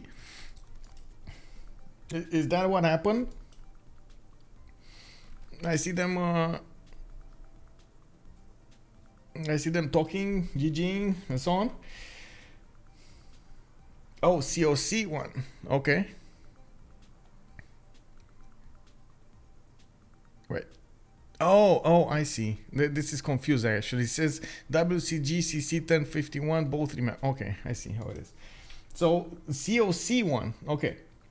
Congratulations to both teams, and we're going to need to definitely see them next up in the next games. It looks like we're going to have quite a bit of a series over here on our hands. Tranquility and COC in final for the win. We'll see. Bonsoir, Frizil. Hello there, sir, and welcome. How are you doing? Bon année, monsieur. Bon année. Can we check CS? Yes, Novak, we can. Vatican City is not being taken over. Ayutthaya is being contested over here. Matharz and BaNiPouZ are fighting for it. I'm pretty sure Matharz wants to keep an eye on it. We do have them. Actually, needs to be careful not to give free points, especially now when there are... Oh, I guess he already got it. Especially when BaNiPouZ only needs a few more era score points. Matharz needs to be careful to not give away free points. You do get 2 points every time you actually piece a city state, or tie a city state, so you have to be really careful. I think it's 1 per turn though. There is some limitation on that. Pipo does have Granada, which is gonna go down. You can see Monsieur Sisi is gonna take that over. Brussels nobody, Hong Kong nobody. We got Koco and Gazargamu, Lahore nobody, Vatican City nobody. That's about it actually. That's about it. And there we go. Granada taken down. Russia is gonna have another city to play with. He did also settle Novgorod here and has more settlers to go with. 2, 4, 6, 8, 9 cities working here with going into the most forested area over here in Yaroslav. Is gonna get to chop quite a bit there, and we'll see exactly what Monsieur Sisi wants to get as an advantage against his opponents now. We do have the medieval era started, and we do see a few civilizations actually did not manage to make it, or I should say one civilization. BaNiPouZ did not manage to make it, Victoria did not manage to make it. Ooh. Yeah, that's a problem. BaNiPouZ over here, unfortunately, he did not manage to get the golden age. He's on 110 production. He did manage to take over Jerusalem, and I do see him with 52 science, 35 culture. Good use of his Gavron Plaza. Not sure if that will help him, because look at the Japanese fleet over here. Man, these are all of the destroyers, the Yamatos, the aircraft carriers over here in the form of the Japanese fleet are taking place. We're gonna see, oh my god, Godzilla appear over here also to help out Poolp deal the damage against our opponents. Congress, we do have a Congress. I don't see a Congress. It's next turn. No. Hello? It's one turn away.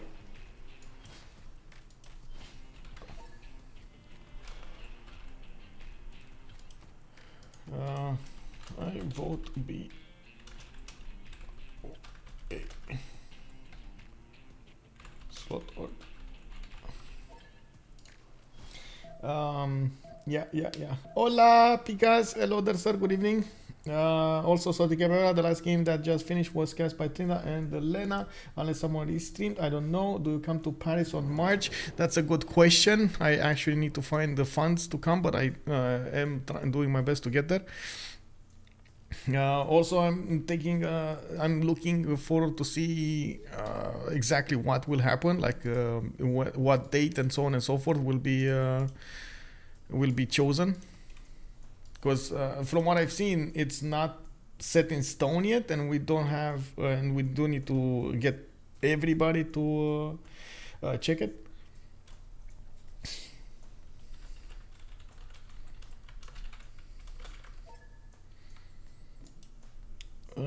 Yeah, it did seem like those dates did have more votes. Yeah.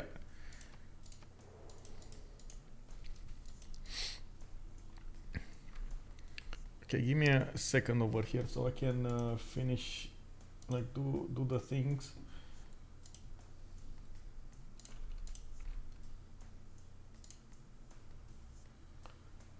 Okay. So we're just waiting for Civ Australia's contestants.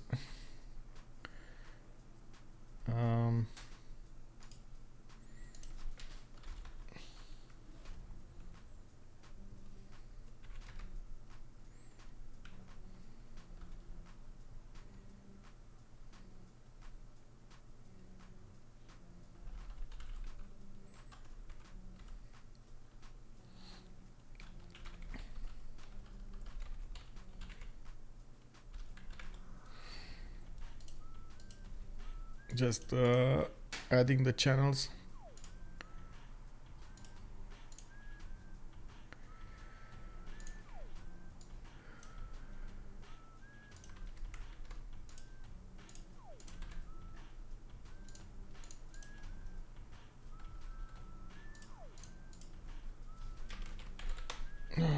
Give me a second, because this is really important. I'm sorry, this is really important, so I can open up the channels for the boys to get their games going. And we have, what is this, 16, 20. Okay.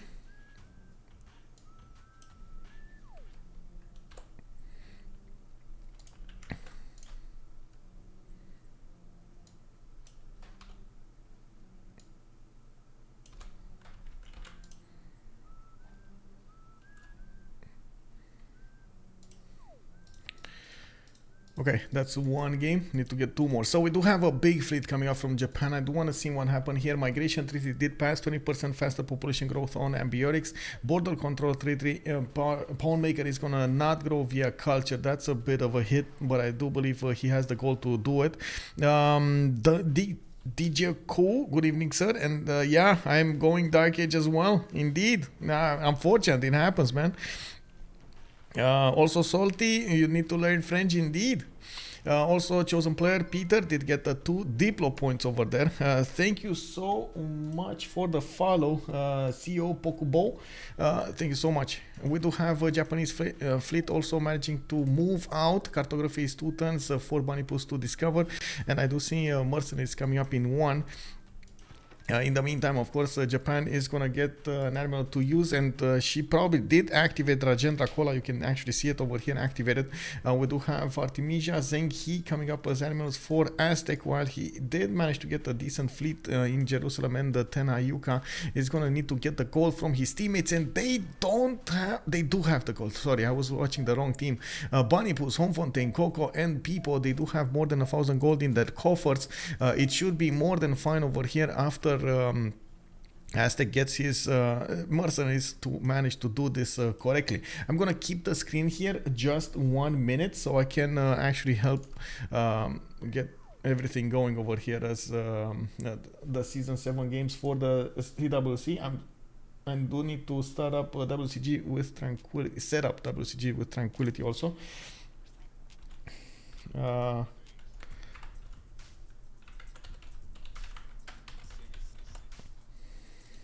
Okay.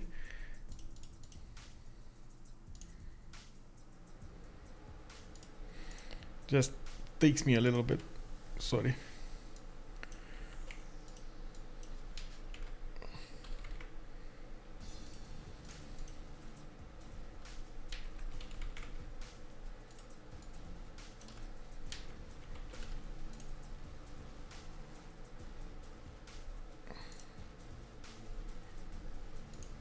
Okay, there we go.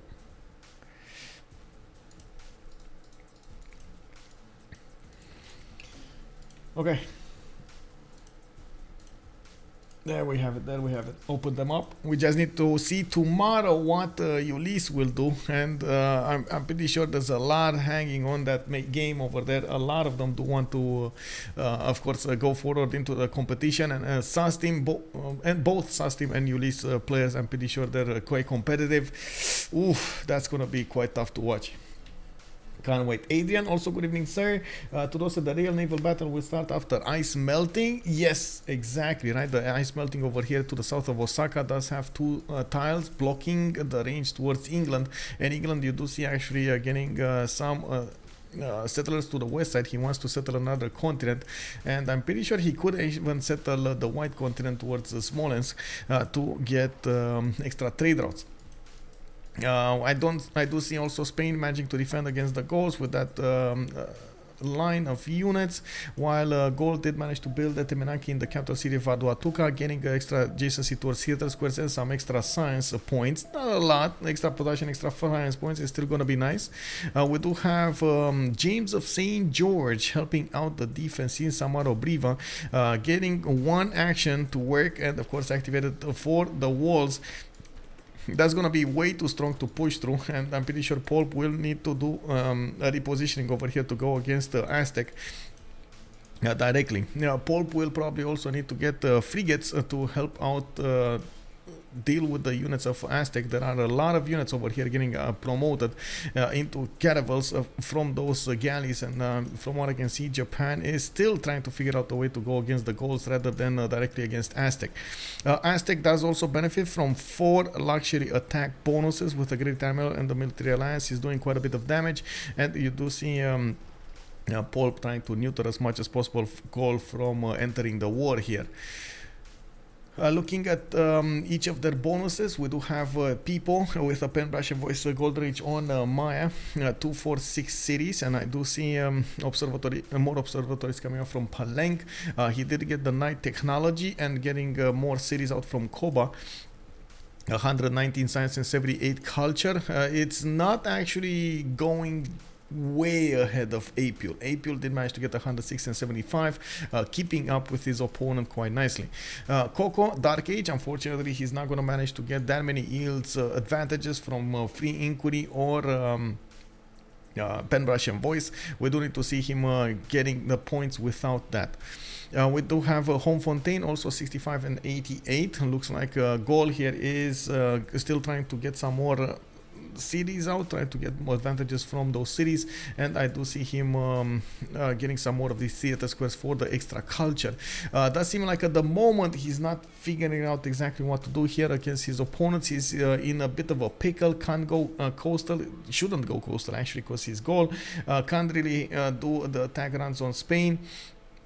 And the sim is going to suffer a little bit because of the placements of his cities on the land over here. Doesn't have those amazing +4, +6 oppidums. He's doing the best he can to actually get as many stats up for those oppidums, but as you can see, it is quite low in the production. He's only 150 points. That is lower than all of his opponents. Actually, Apeul is 154. He just got over it, by the way. He just got over it. 156 versus 154. Wow, 2 points over. We got BaNiPouZ, normal age. Unfortunately, Montezuma did not also manage to get into that golden age. 71 science with 43 culture. He is not even going to hit the dark age, which of course would have given him an extra +5 to work with. While Poolp is going to try to get some advantages here going against his boats. It will be hard to push through this line of defense, and as you can see, Squadrons are already being put into production and some privateers from Poolp. So she does manage to deal the damage from afar against the Aztec units.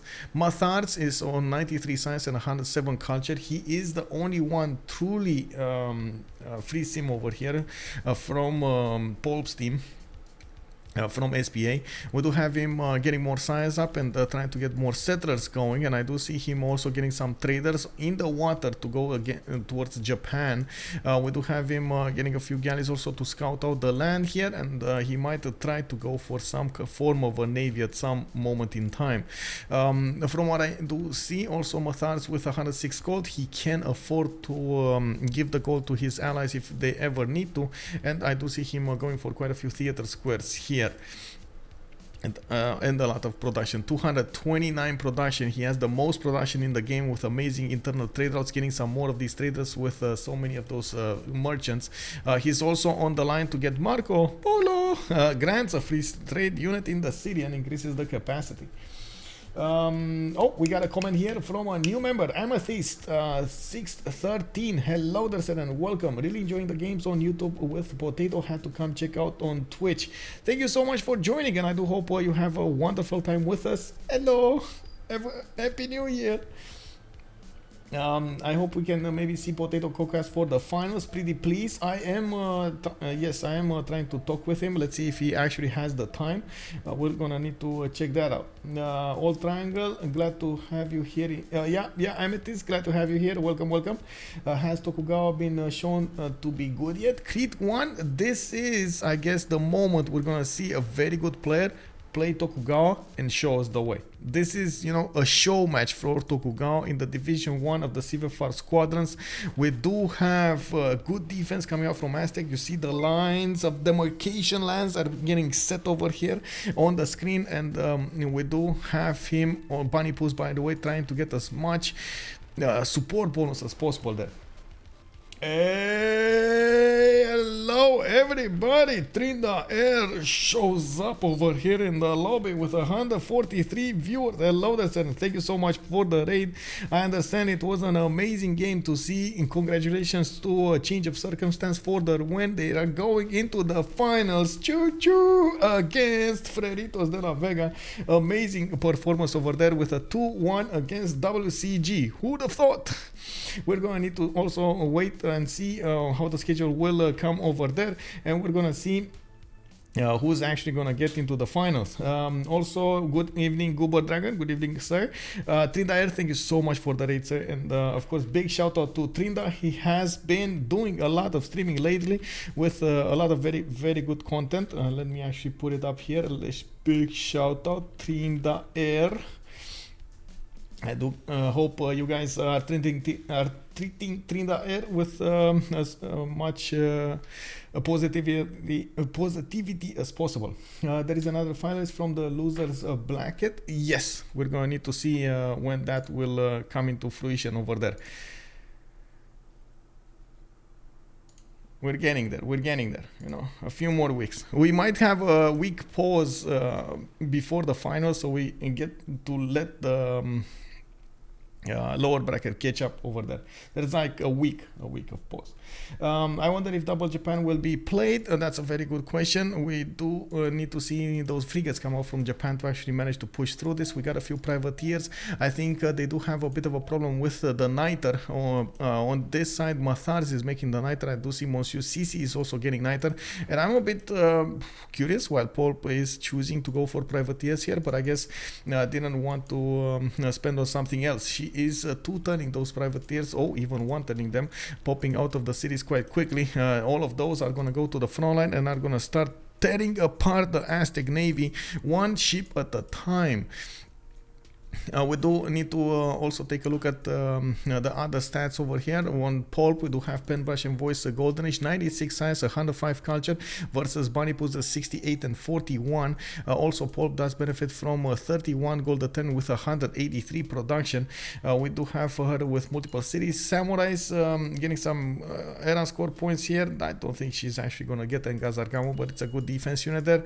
Now, we do have more campuses coming up from Takamatsu and harbors for that extra gold generation. I do also see on Apeul we got Pen Brush and Voice Golden Age on 124 science and 81 culture. This is actually very surprising how Apeul with a Pen Brush and Voice did manage to get more science than Maya right next to him. Maya with such an amazing array of observatories. He does have the benefit of plus 12 science observatories over here in multiple cities. Would have been quite an advantage for him to get more. But anyway, we do have Apeul getting a bit of an attack here with his generals, trying to poke at Maya, pillage a few tiles, and of course force Maya over here to get some defenses going. Might be exactly the distraction he needs to get ahead of Pipo. He has been fighting in the southwest Gaul as well, and you do see now he's going to get an advantage with the Corsair upgrades, while Gaul will need to retreat to upgrade his own units in Avaricum and Nalanda. We do also need to see if Apeul is going to get more cities in the north. I do hope so. He has at least 3 cities that he could settle over there and try to get those stats up. And in the meantime, he's just going to need to be a bit defensive for what he needs. Serrated Man, thank you so much for the follow, sir, and welcome. Also, Andireo Tokugawa domestic trade route gain 1 culture, 1 science, and 2 gold for every district at the destination. I understand the gold got capped, so you only get 2 gold and that's it, and that's about it. But anyway, to be honest, it was a bit anticlimactic. WCG succeeded so fast, even though WCG had a huge spawn advantage. The fish was just too big. Wait, really? Okay. I didn't get to see the game, but I guess I'm gonna watch Trinda stream afterwards. Birch Lapsozin, thank you so much for the follow, sir, and welcome. Cree and the Tokugawa seem crazy. I know, right? Like these guys next to each other.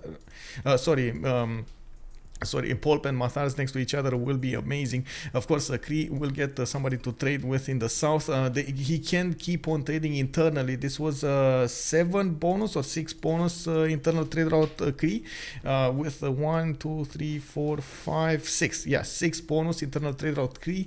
Man, I didn't get to clip this, but can you believe Mount Roraima got discovered turn 38? You can go and watch turn 38. This is his capital. This is Mount Roraima. It got discovered turn 38 and he settled it around like turn 42 or 43, right? Or even later. What? You know, like, oh my god. Classic, right? Classic, exactly. And got discovered by an ally, exactly like Manga Boy is saying. Like, it's even worse. It got discovered by an ally. It got discovered. Like, Russia had to move from the west side all the way to the Cree cities to discover it. Oh my god, unbelievable. WCG had a huge spawn advantage, but they were too greedy and got punished by Scythian cannibals, and they were not going to get their own cannibals before all the privates were dead. Oh, that definitely skews it up. Yeah, that definitely does it. That's why you double scout. Yeah. Well, we do have privateers, multiple privateers coming up from Poolp over here, and she's starting to do the damage against the Aztec units. You can see some pushback over there from the Aztec cannibals, and from what I can see, Japan just needs to hold her space here. Has new boats to take care of, and oh my god, Japan, so aggressive over here with the moves. If she doesn't manage to switch these cannibals with the ones in behind over there, she's gonna lose quite a few of them, and immediately the first moves come out from Poolp. She's trying to get those cannibals out of the way so she can't get the promotions on them. The +7 emblem will be extremely important. Getting new boats, newly healed boats in the front line there, and putting those privateers to work right behind them, extremely important to deal the damage against her opponents here. Aztec also has home base advantage. He can actually send the cannibals in his own territory in the city centers to get some heals going, and we do see he's trying to build up his fleet over here of frigates to shoot back at these Japanese cannibals. I gotta say, at the moment Poolp is not actually pushing through. Getting quite properly defended by Aztec is a bit of a concern over here for her. We're going to need to see if Aztec manages to pull off. Of course, Aztec over here is also managing to get a decent amount of science. He's getting quite close to Poolp. Still, Poolp will have the advantage to get to, first of all, the fleet ability and nationalism, and second of all, get the production going for her boats. Definitely a lot better production over here. Poolp did also discover Merchant Republic, getting press gangs to work, and of course getting a lot of boats in the water there. Also on the support bonus. Yes, what is the reason behind double stacking units in the water? This is first of all why the scouts are on the front line there. The extra support bonus that they give to these boats is extremely important for the health of these Aztec units. They actually get to 10 possible support bonus over there, and could get some more. Actually, I think they could go for 12 or 14.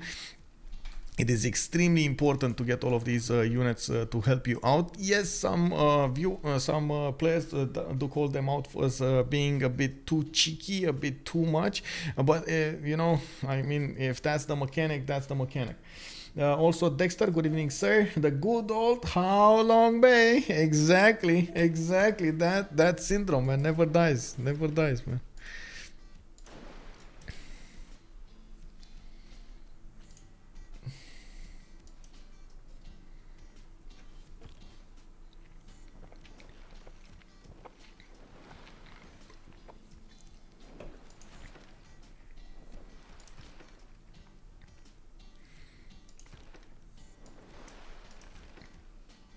Unfortunately, Japan not moving these boats back in her territory and not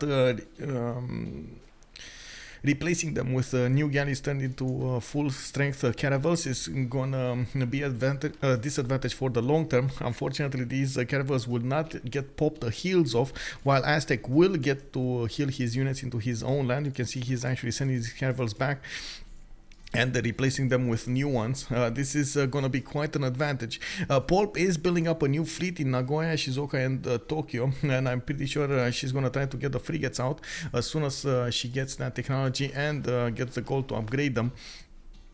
And we do need to see how soon that will happen. I don't see the frigate upgrade button on the Quadrim yet. I do see Yi Sun Sin as a great animal that will turn into Ironclad with a promotion. Also getting that promotion will allow Poolp to push through these caravels a little bit easier.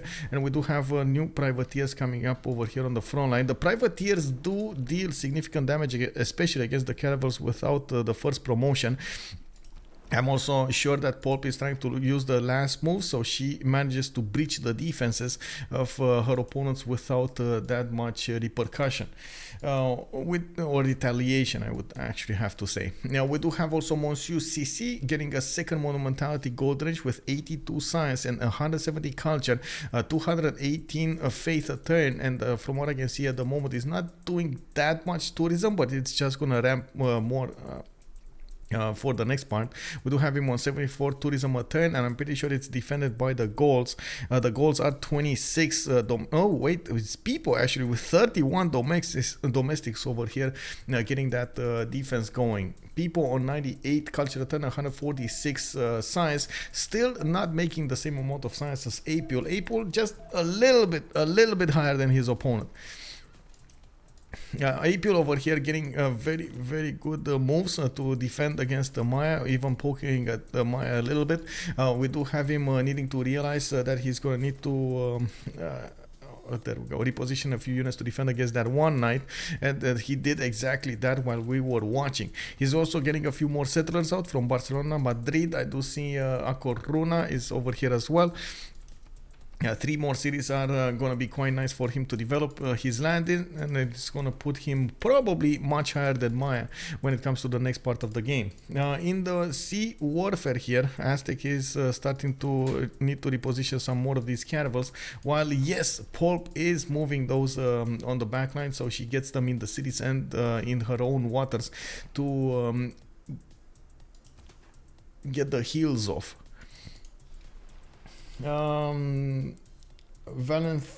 Valentine, good evening, sir. Maybe it's still worth reducing the support bonus to submerged units to +1. I believe there were a few suggestions like that. I'm not sure exactly what pushback they had on the BBG server. I didn't actually follow all of the discussions over there, but I'm sure there are quite a few calls for it. The thing is, the scouts in the water usually do require a lot of production, and they usually are the only way you can properly defend against somebody that has an insane amount of damage against you. It's the only way. So I'm sure a lot of pro players are thinking that I would say that should stay, while a lot of other pro players are thinking, whoa, that's too big, bro. That is too big for my liking. You know how it is. Tudose is also saying us DShark is so behind right now in terms of stats. Could you please show the accumulated? Yes, sir.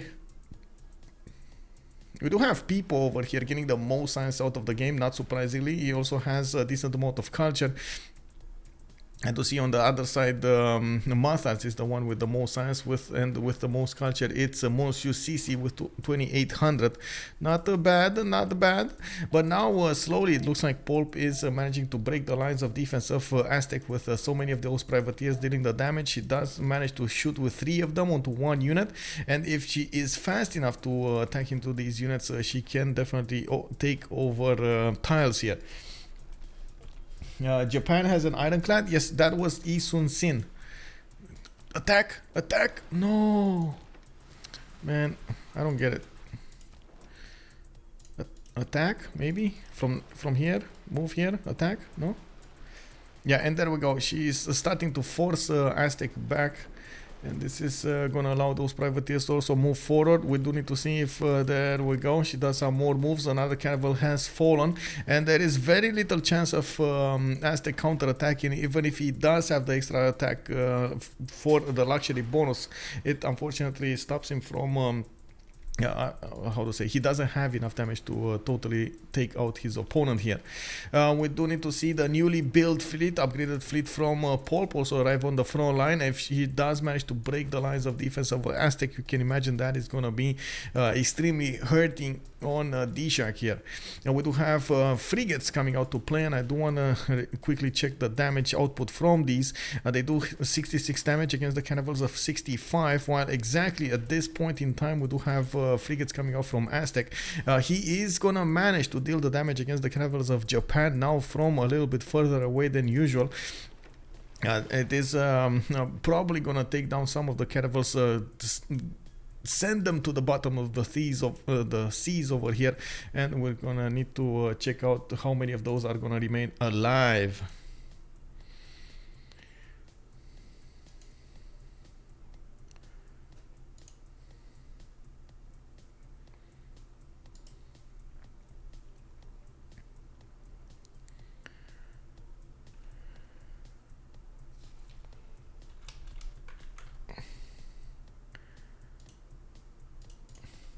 Is terracotta still available? That's actually a very good...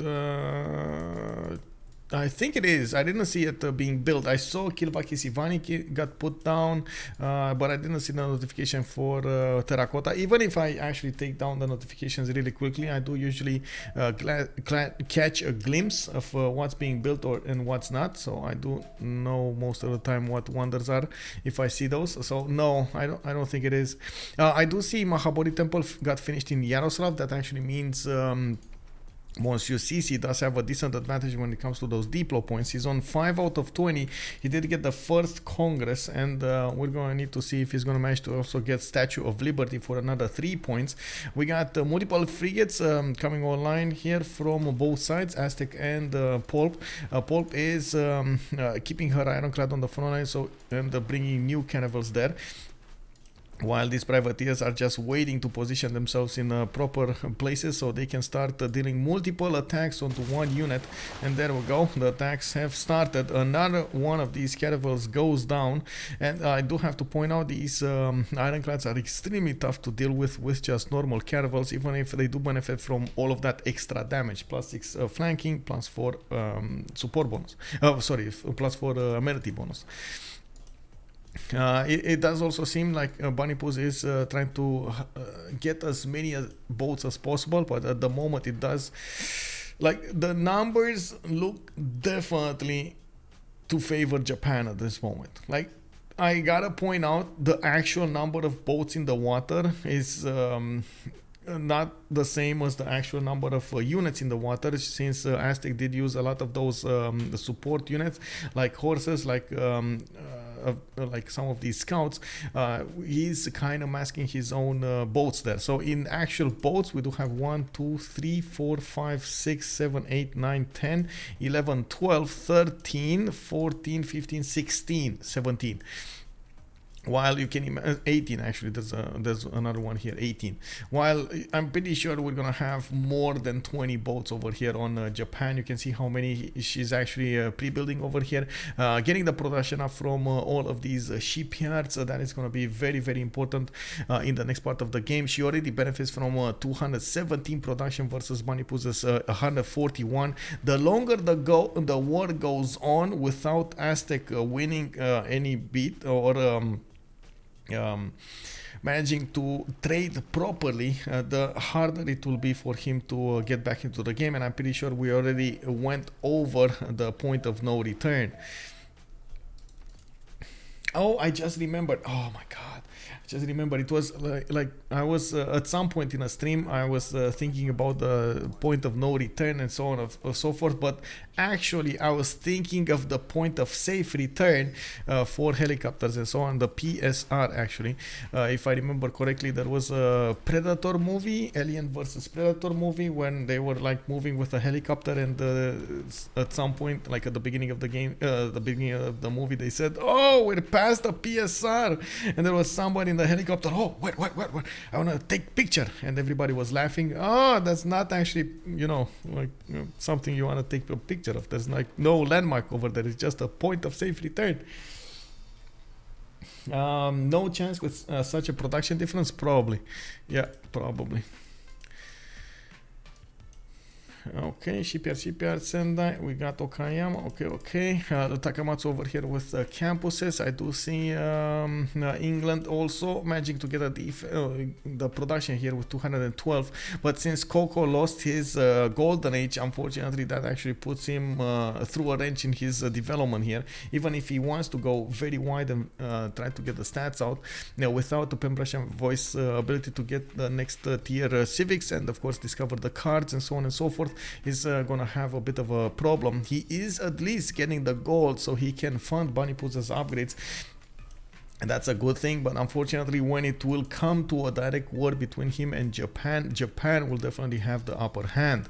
We do also see the moment Russia is doing quite well to not get into any wars, but he did manage to plug in a spy into Maya's land, and Terracotta Army got placed over here. Cordoba is building it, while Spain is gonna get an extra point promotion on all of these units. It doesn't have that many of them. I do also see Alhambra in Seville, and I do see Valladolid get settled over there to the northwest. He's gonna need to settle another city here somewhere, probably that horse, and of course get that +4 harbor, +4 campus to work there. Very nice, very nice. I guess the major action is here, and it does seem like it is extremely one-sided. Man, Poolp just flexing so much on her opponent here. Mactador Mundi, good evening, sir. Alien versus Predator. Indeed, that is it. What happened to the COC game? COC did win 10-53 versus WCG. We got them going against Freritos now, and we're gonna need to see when they actually schedule. I'm gonna update the CWC website as soon as I get all of the information, and of course try to get a shout out for the casters there.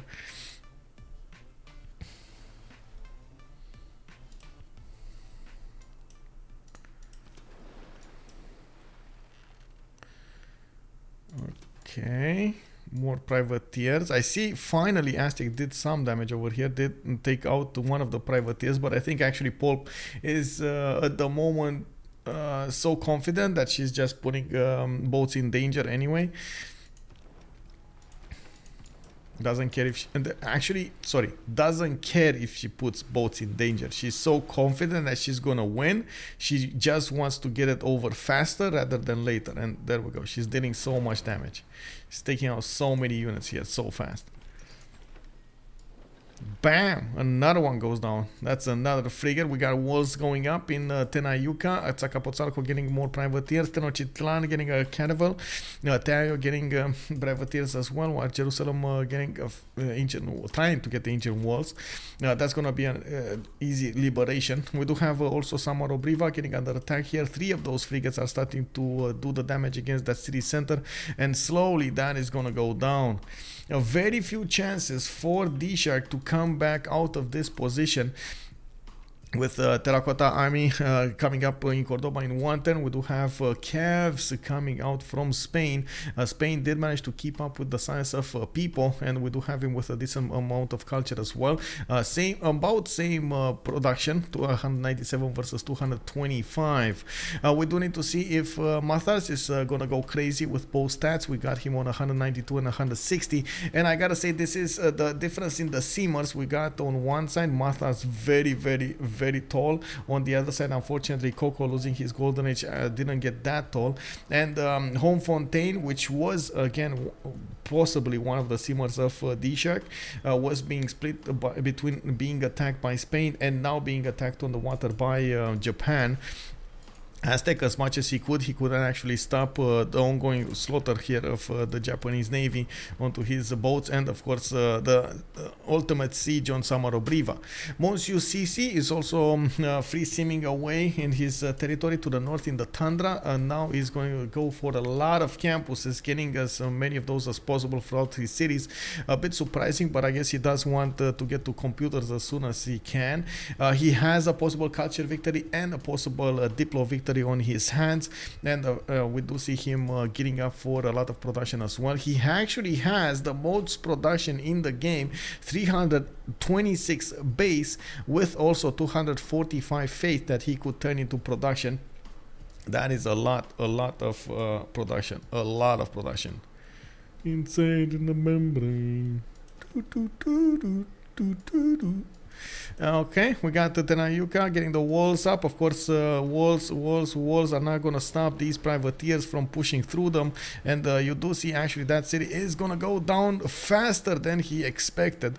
With Poolp managing to deal the damage with those privateers against that city's defense. Now she just raised the city, didn't want to handle that flipping.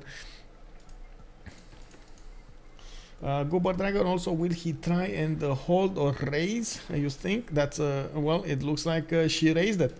Yeah, she raised it. MSC always love seeing a big Cree. Yeah. Pipo fat.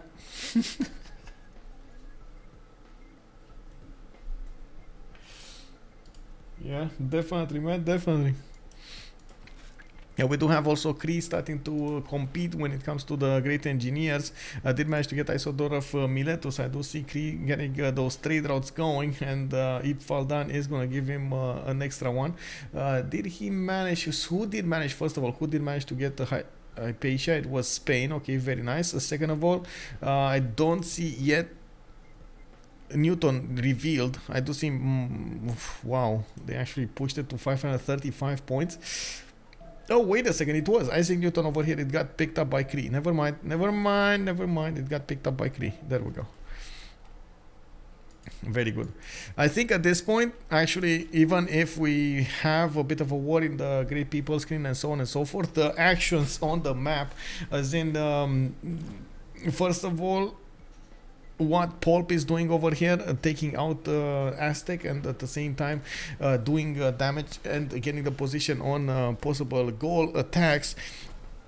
I do have her managing to deal significant moral damage to her opponents. We do need to see if BaNiPouZ is going to manage to get some more defenses, or even if how many turns he's going to manage to withstand this attack coming out from Poolp. On the other side, we do have Russia that cannot be stopped, has so much to develop in, and he still is getting cities to the east side. Over here you see Kazan, for example, did get settled quite close to Cree. Matharz over here is also. Oh, wait, is this? Wait, guys, is this Statue of Liberty City? This feels like Statue of Liberty City. Correct me if I'm wrong, but this definitely looks like he's preparing for Statue of Liberty here. Mad Beats, hello there, sir. Patriotov also, hello, sir. Statue of Liberty has to. I know, right? It has to be like there's no other option. Like he put a city where he knew he had quite a few chops in, and it's gonna be safe. He's plugging in Magnus, getting harbors in, and buying builders. Like, can't be anything else. Amazing. Over here in Cree's land, we do have multiple industrial zones starting to pop out, and of course he is gonna get a decent amount of production from them. He did manage to get to 332, overtaking Russia's base production there of 330. We do see, as much as possible, Matharz improving most of his land and starting to switch to coal power plants. Forbidden City also getting built in Wiscasco Kisein, and I do see Isodora will need to help out a little bit with Imhotep. There was also Kilva Kisivani put down, but never actually. Oh wait, that's from Aktakakup. That's actually from another city. So okay, he has two wonders, two very good wonders being built here. On one side, Forbidden City will give him an extra wildcard policy slot to use. On the other side, the Kilva Kisivani is going to give him 3 envoys. Very nice, very nice. Another city got taken down. Samarobriva from Gaul did get taken down. That was the Galapagos city of Ambiorix. He just lost around 20 to 30 points of science, putting him back quite a bit. Galapagos with Pingala were giving him so many bonuses there. It's a oh my god, guys, why do I feel like Japan is gonna get the settler here? Oh my, she needs to be fast on this, but she can get a connection settled and pour in all of the boats in the water. 1, 2, 3 cities, including the capital city, are in range of attack here. Now she's gonna probably finish first Aztec land, and we do see multiple caravels with privateers repositioning, frigates also coming around, and we'll need to take down the strength of her opponents here soon enough. We do have Jerusalem, the first one not to be taken down, even if Victor is establishing in that city. Unfortunately, it will be 1 turn too late, and not that it actually made any matter there, like any difference, because of the lack of walls. It happens.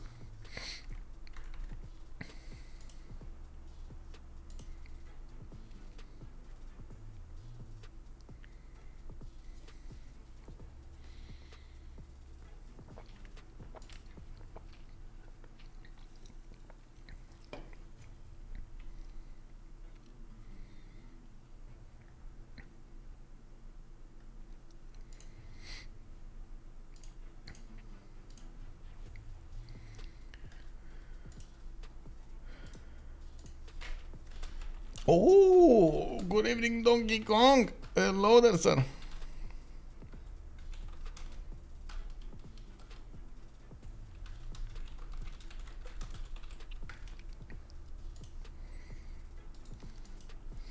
What are the gold amounts looking like with these pillages? We do have actually almost 600 gold on Poolp. She's probably giving the gold away or using it every turn. No actual reason to stack it up. On the other side, we do have Pipo on 400. Koco is also 171. Koco did manage to get the economy for his team with 152, and now he finally got over 100 science. It's still not even close enough to what the SPA is outputting in terms of outputs of stats. We do have Maya over here with Quinacias. We do have Corsas. It looks like a few field cannons. Definitely going to defend against a possible attack. I'm not convinced. Actually, we do have enough strength on all of these units to put a pressure on Spain. Now Spain is going to get his own crossbows, and I'm sure he has the technology, or I should say the science, to try to go for his own ballistics if he needs to. He's getting more campuses going. He's gonna get this Toledo one, the +4, and settling more cities in the north on the Pantanal. Is gonna be another city soon. Over here, oh, there we go, settler.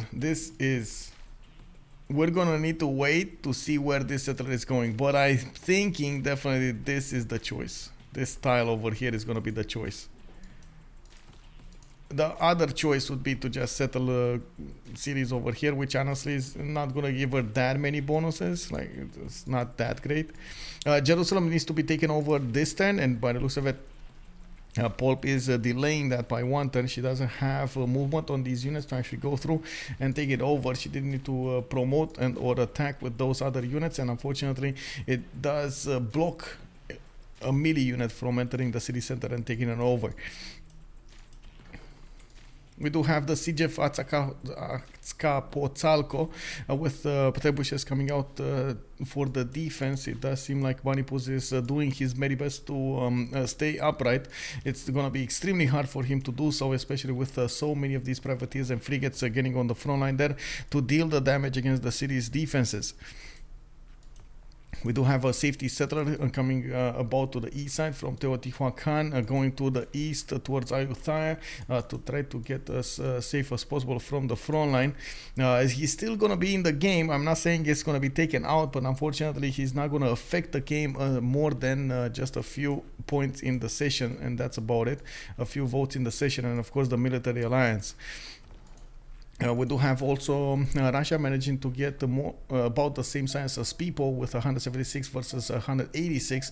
Definitely a lot more culture, but unfortunately losing the gold. We do have him still building up. There we go, the harbor in Kazan. And I'm actually curious. Oh, he switched to the first. That's why he delayed the harbor a little bit. It's fine. He does need to grow that population to a higher level. To build the harbor faster, benefit from more population to build everything here. It's fine, it's fine. Okay, let's see what happened in Cree's land. Cree did manage to finish Forbidden City. Now Kilva is one turn from finishing in Ahtakakup, and we're gonna need to see how much gold Cree is gonna make in just a few turns. He does have the same amount of science as Pipo on 105, both of them, with a bit more culture, 164 versus 161. The gold is at the moment actually on DShark, but they do have a lot less military units to handle. Jerusalem is probably going to be taken out. It will be liberated. I hope actually Poolp is going to liberate it, giving them 100 Diplo favor to use in the next World Congress. It will be easy 100 Diplo favor here. There we go. Liberation comes in. Poolp just got 100 Diplo favor, easy peasy on 254.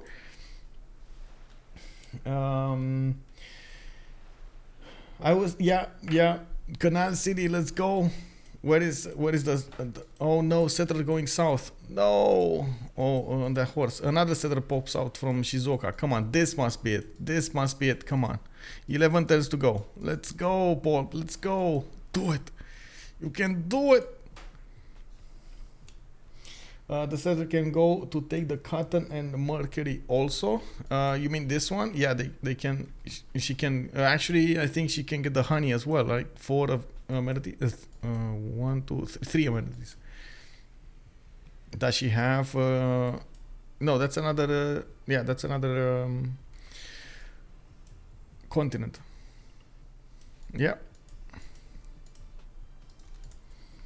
What is CS control looking like? We do have Home Fontaine on Singapore. Pipo is keeping Buenos Aires, a good city state. Extra amenities from the normal resources, from the bonus resources, I should say.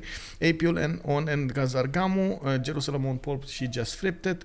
Matharz on Althea, he has been keeping that for some time now. Totaling up a lot of culture on his side, 3,600, while Monsieur Sisi is keeping Hong Kong.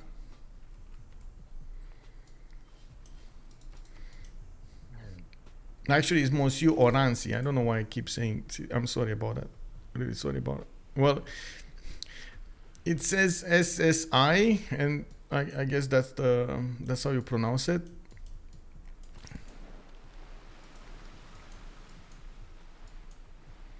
Oh no! Ironclad went down. Big win over here for Aztec. Japan was not careful and she lost her ironclad, a level 2 ironclad. I guess it doesn't matter that much. She's gonna get new ones anyway, and we just need her to get a little bit more science, and that's about. Oh my god, did you see the look on this guy's eyes? Wow. BaNiPouZ over there. Oh my god. He was so mad. Look at the eyes over here. Such, I would say, I don't know how to say it in English. Anyway, it's fine. Let's move forward.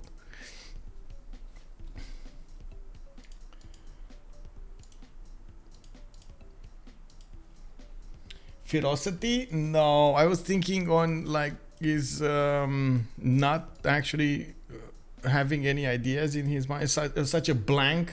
It's blank. You know what I mean? Like a blank vision, like blank stare. You know? Clueless. Yeah, clueless. That clueless. That yes. That one. He had no sleep for a while. Oh man, yeah.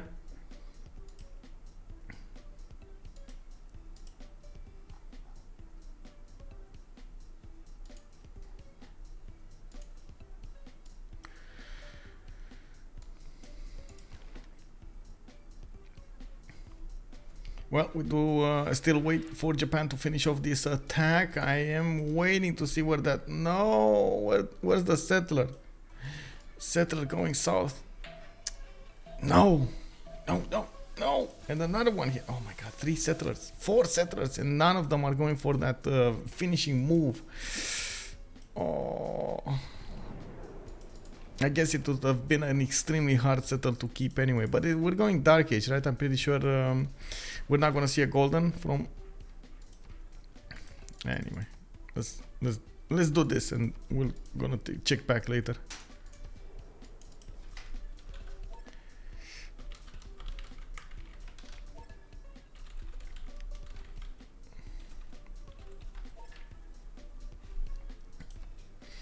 So what do we have in the first one? Digital democracy. It looks like a culture not growing. Okay, that's actually the second one in a row. And Diplo victory points. And I'm pretty sure they're going to win the Diplo victory points on Russia. Not sure if they win the other ones though. Russia is preparing to get those chops in. Does have deer chops with 2 forests. Very nice, very nice. 4 turns for that harbor to finish. Monsieur SSI over here getting the industrialization going, getting an extra point of production on each of his tiles next turn, on each of his improved mines next turn. Industrial zone logistics 4. Let's see, what does he have here? Oh, he's probably looking for one of the engineers that gives bonuses towards wonders.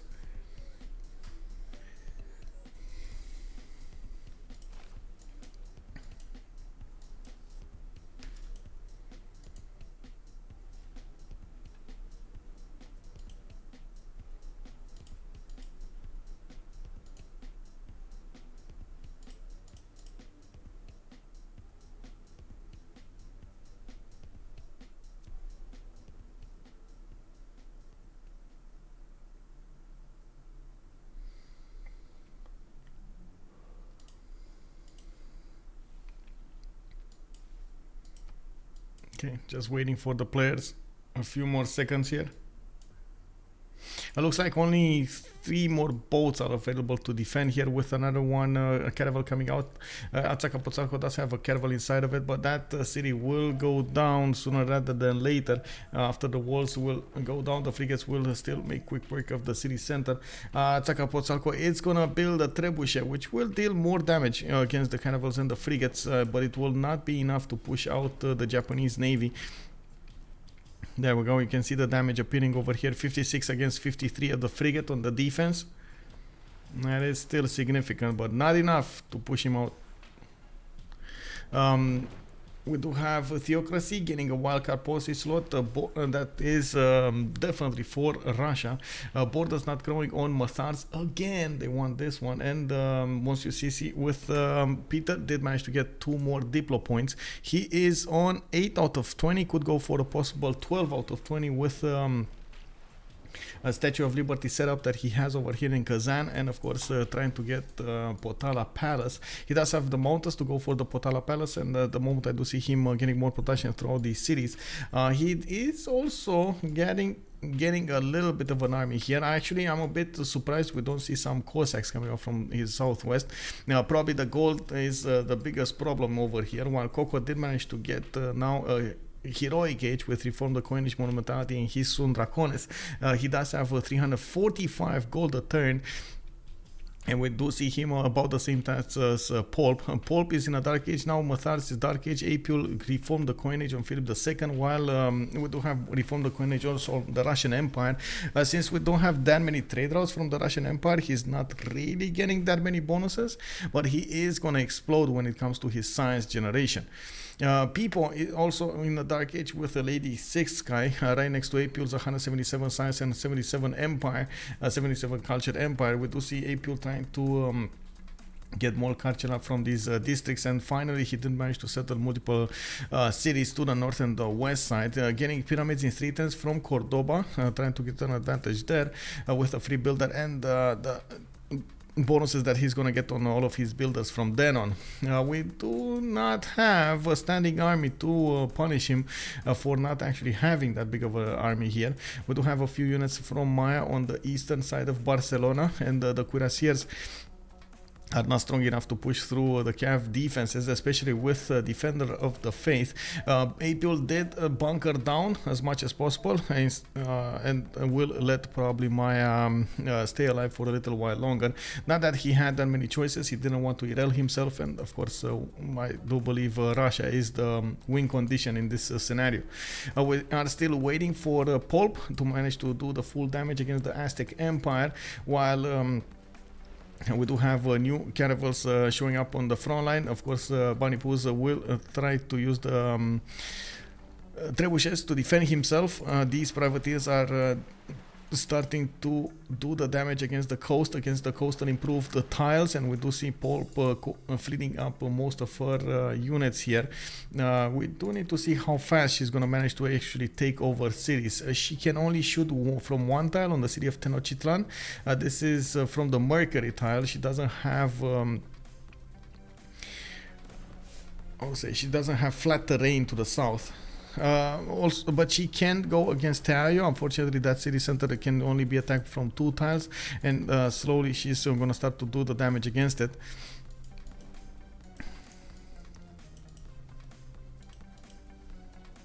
Also, pyramids are in Cairo, no Cordoba. Sivers know nothing of geography. Yeah, and I'm pretty sure they weren't built in 700 AD, right? Yeah, somebody needed to rush pyramids, but they never did, man. They never did.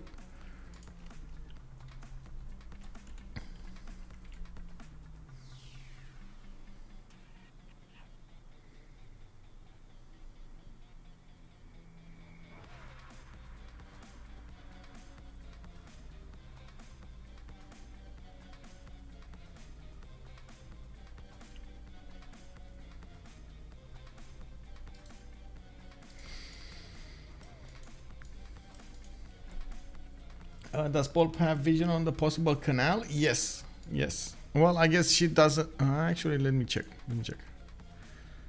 She doesn't know, but she can extrapolate how much sea there is here. But she knows about this. I guess without the full vision, she might not be aware there was a big possibility for her to get to attack Aduatuca. Anyway, she's still fully focused on taking down Aztec, and that's still good. She needs to focus down one opponent at a time and break him. Getting electronics factories, getting that extra production going. We got her on 376 production, while we do have Koco also getting to 400. Very, very good stats come back from Koco. Unfortunately, in the total tab, he's quite far away from his opponents because he has been lower than them in stats output for some time now. Now he's gonna start getting those coal power plants going, getting the factories, of course, going for industrialization. Nobody could actually attack him from the beginning. Does have a city with 4 oil tiles if he wants to. Amazing, by the way. And we do see Japan also putting down a caravel fleet to the south of Osaka, trying to figure out if there will ever be of course a fleet over here coming to get her from the western side. Now we do need to wait for the melting for that to actually happen. Koco is also trying to take away Potala Palace. They did realize of course there is a possible culture Diplo victory appearing over here for Russia. Russia did put down the Statue of Liberty in the city of Kazan, and he does get to position his builders in such a way that he can triple chop it. Statue of Liberty, okay, I hope he actually has the cards in, or I should say the card in.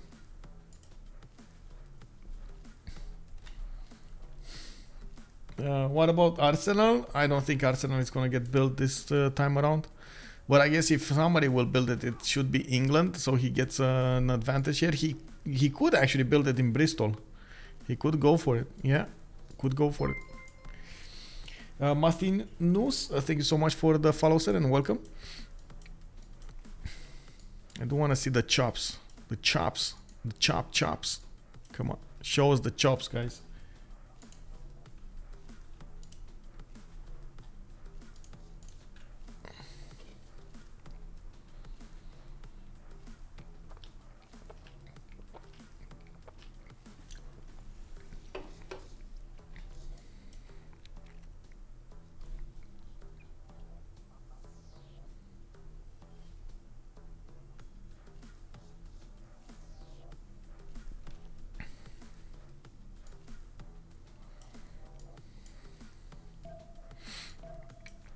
No chops?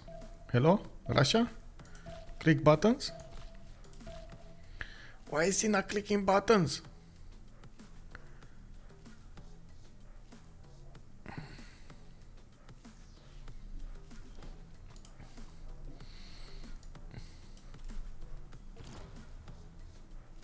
And Statue of Liberty went up? No. No.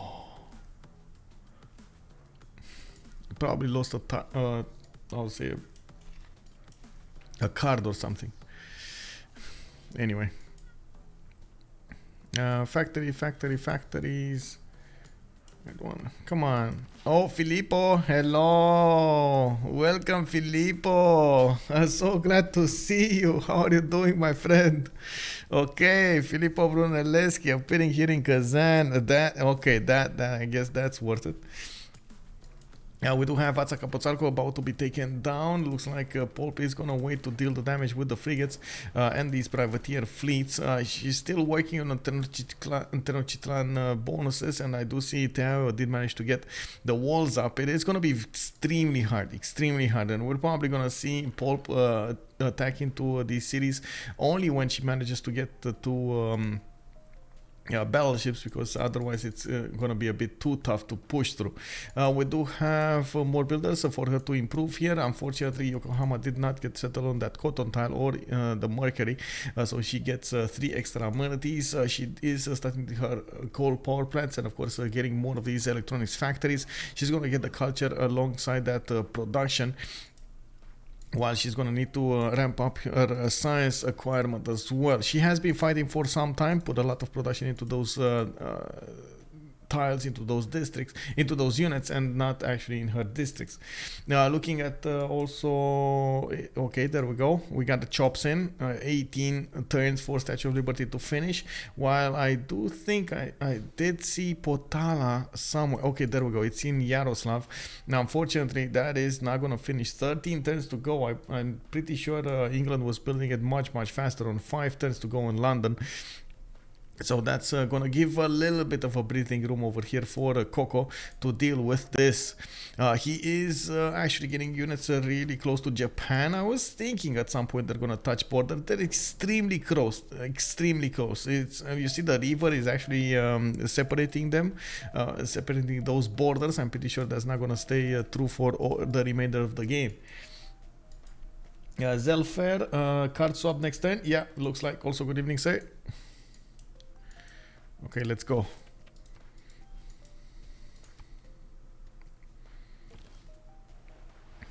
Okay, we got Monsieur CC, Statue of Liberty, 5 turns away. That builder doesn't have enough movement. Of course, he doesn't have monumentality again. And from what I can see, he is going to need to wait for the next turn. Filippo Brunelleschi should actually move to this city, to Yaroslav, even though he's still building it in 9 turns. Oh, maybe there is a chance. With Filippo, maybe there is a chance. And the builder, do they have enough gold? They don't really have enough gold. Also, the biggest question is how Matharz is going to want to influence this. He does have military engineers starting to get those railroads going, and I do see he's getting his whole power plants. He also has a lot of science advantage on 300 science and 151 culture. 262 gold in the bank with 200 per turn, 530 production. He's much better production than Koco, and I guess at this point he needs to choose if he wants to go to planes or he wants to go towards helicopters. I'm not so convinced that tanks are going to be that successful over here unless he actually starts his infrastructure development to the southwest of Mitavasis, and of course that will be revealed as an option here for England, and will get the defenses going. There is actually a direct path from the east of Birmingham directly towards London. It's open land. If he manages to get through all of these tiles to the south of Mitavasis, afterwards it's going to be much easier to move with the units. Japan kept the city. Yeah, Atsakapotzalco. Looks like Poolp is buying out heavy chariots from this city. Going for a rifling in 2 turns.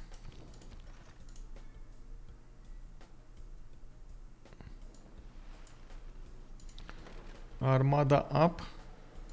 She needs to somehow, well, I mean, she's gonna have serious issues to keep the city from rebelling. You can see the city is rebelling in 2 turns, and I mean, that's, you know, that's usually what happens on the front line there. Koco going flight, nationalism in 2.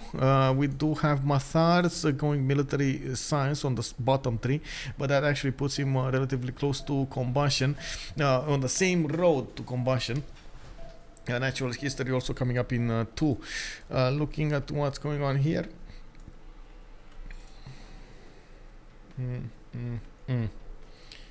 Statue of Liberty, this turn, right? We got it this turn. Let's go, get the chop. Let's go, CC, get the chop. Chop. Come on, chop. No? Oh man, CC really likes to take his time with these important moves here. Really like to stay. Is this, by the way, is Filippo even gonna influence this? Okay, there we go. Okay, Kazan, 8 turns Potara, 3 turns Potara. So he just moved. I don't think there's enough time to get there. Wait a second. So next turn is going to be 2 turns. He's going to move here. And then, well, I guess it's 1 turn. Oh my god, it's not going to be enough. That can't be enough. Like, honestly, I don't think it can be enough. Maybe with a chop, maybe. But with just Filippo, no. That's definitely not enough. Anyway, with Statue of Liberty, we do have Monsieur CC over here with 11 out of 20 points in the Diplo screen, and we do see him trying to get a Padana here in St. Petersburg. He is going to grow much much taller when it much bigger when it comes to the tourism. He's 10 out of 67. And we got a pause. We do have a pause, guys. I guess 2 minutes pause. I'm gonna go to the toilet as well. Be right back in 2 minutes. Also, pity the map don't give us a naval fight between England and Japan. Aztec was too easy for Poolp. Yeah, it did seem so. Back in 2 minutes, guys.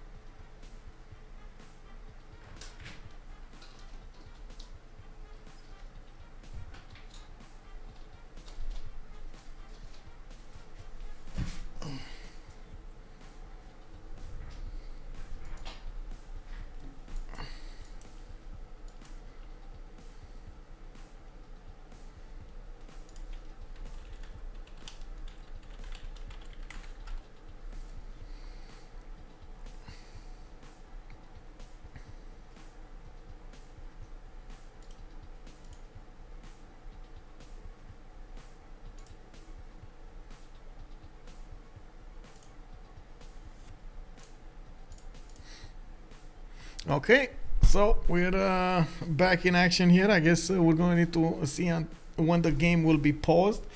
Did you guys see The Last of Us?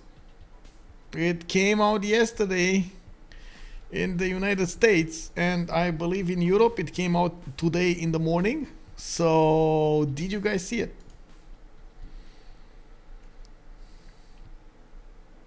Oh, you didn't see it yet? Oh my god, you got to. Oh man, yeah, you have to, man. I don't want to say any spoilers over here, but I was quite excited when I saw it. You know, like, it was good opening. Let's see if it actually keeps going. You know, there are those kinds of series that the first episode is amazing. You like the idea, you like the cast, you know, and then in the next few episodes, everything goes sideways. I really hope this is not one of those. It's a show. It's actually a series made from the game, from the Last of Us game. That was what 2007 or something.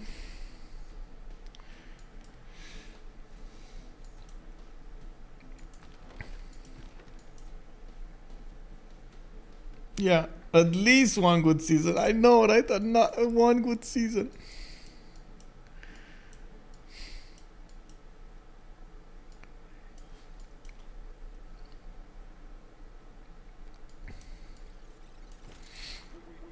Oh, what is Maya doing? Pillaging trade routes here? Okay, I see how it is. Once you CC will need to upgrade a few of these courses, and from what I can see, he is going to need to move Filippo to help out Potala. I don't think this is going to finish though. We do have Potala finishing in 3 turns in London, and unless there is some kind of catastrophe over here in London city, that's going to go through. I'm quite surprised we don't see the coal and the other mines over here being upgraded in that city center. Tristes, thank you so much for the follow, sir, and welcome. We do have also Koco getting a few more knights on the east side, and I do see Japan is not actually getting that big of a defense. Looks like Koco is definitely hearing out the calls for war. The drums are starting to beat over here between Japan and England. They're gonna need to both actually put some production into these defenses. I'm also sure that Japan is relying on her ability to get so much of that production going so quickly to actually ramp up the defense very quickly. But it needs to be careful. We do have Bristol also putting down Venetian Arsenal in 6 turns. This will allow a lot of production to come out of the English cities, the coastal ones, into those boats, and we're gonna need to see if that's actually gonna be used. We got one more turn for that Potala Palace to get Filippo to get there. There we go. 7 guys, what do you think? How many turns will Filippo take away? Is it possible it takes away 6 turns? No, 5 turns. Is it possible to take away 5 or 6? Monsieur Sisi does have the first slot in the game, so if it comes down to a same turn, he's gonna get it. That's 157 production towards the Wonder. How much is the Wonder? Potala Palace.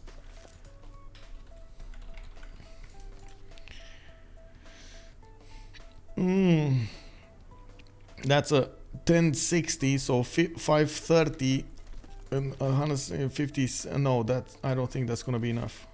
Well, with all of the other bonuses to actually, like the card, what is it, 15% less?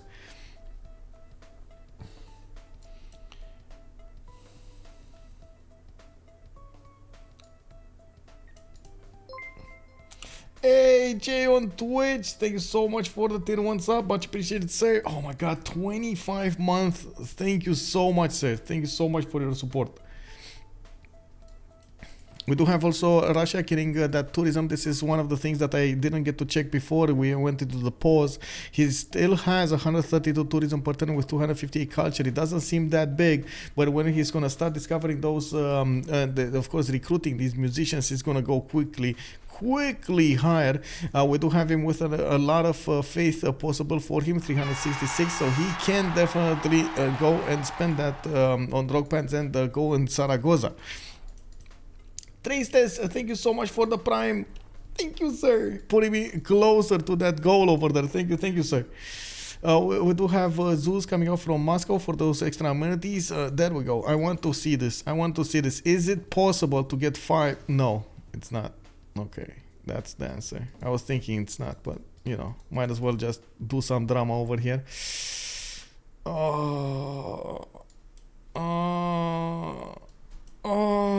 That's gonna be 110 finished in London. Yeah, we do have Monsieur here with 11 out of 20 of those points. We're definitely gonna see him try to get the Diplo victory. It's gonna take a while, but he's gonna try to get there anyway. Koco 200 science with 127 culture. He can get some battleships to try to take some pot shots at Russia, and I do see Monsieur Sisi is starting to get Cossacks out. Of course, because we do have Mayan Cav cores and Cuirassier cores, the Cossacks are not really that great, but with all of that faith generation, he can probably outproduce his opponent quite quickly. Pipo did manage to get to 321 science and 150 culture. Very good output from this empire, while Spain over here is going to need to ramp up his production and the science output so he can get to tanks. We do have Apeul 3 turns away from getting steel, mobilization in 4. Looks like Pipo is 2 turns away from combustion. That is quite unfortunate, actually. There's quite a bit of a discrepancy here between Apeul and his opponent. I don't want to see... Oh, never mind. So Apeul already has... oil. He has refining. That means he's gonna be only 1 take away from getting combustion. That's pretty good. With 2 additional chops, 2 chops probably. Oh, you mean on Yaroslav? Because he could have gotten this and yeah, this one. I guess it was only 1 chop. I don't know where you see the other chop. Was there another chop? Because these are the 3 tiles, right? So it was just one. But anyway, yeah, if you would have managed to get that, it would have been amazing. I approve. It would have been much better. With the chop, I think he would have done it. With the chop, he definitely would have done it. Does DShark still have a potential win condition? Only if Russia nukes the map. Like domination maybe could be a thing, but I don't think domination can happen before a culture victory or a diplo victory.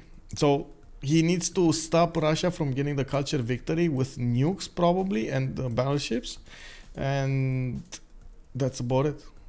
And it doesn't look like it's happening.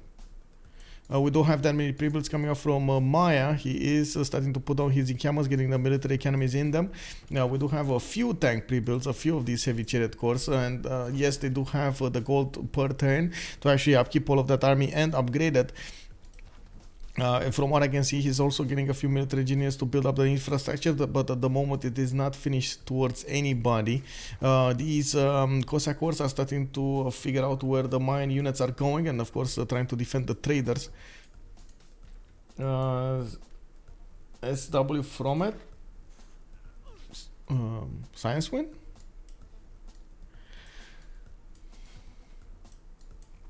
Oh, Aztec needs to be taken down another time. It looks like Japan might actually lose the units that he built, that she built. Gaul does have over there a few of these cav cores, and it doesn't seem like at the moment the Poolp can deal enough damage against Aztec to take it down properly.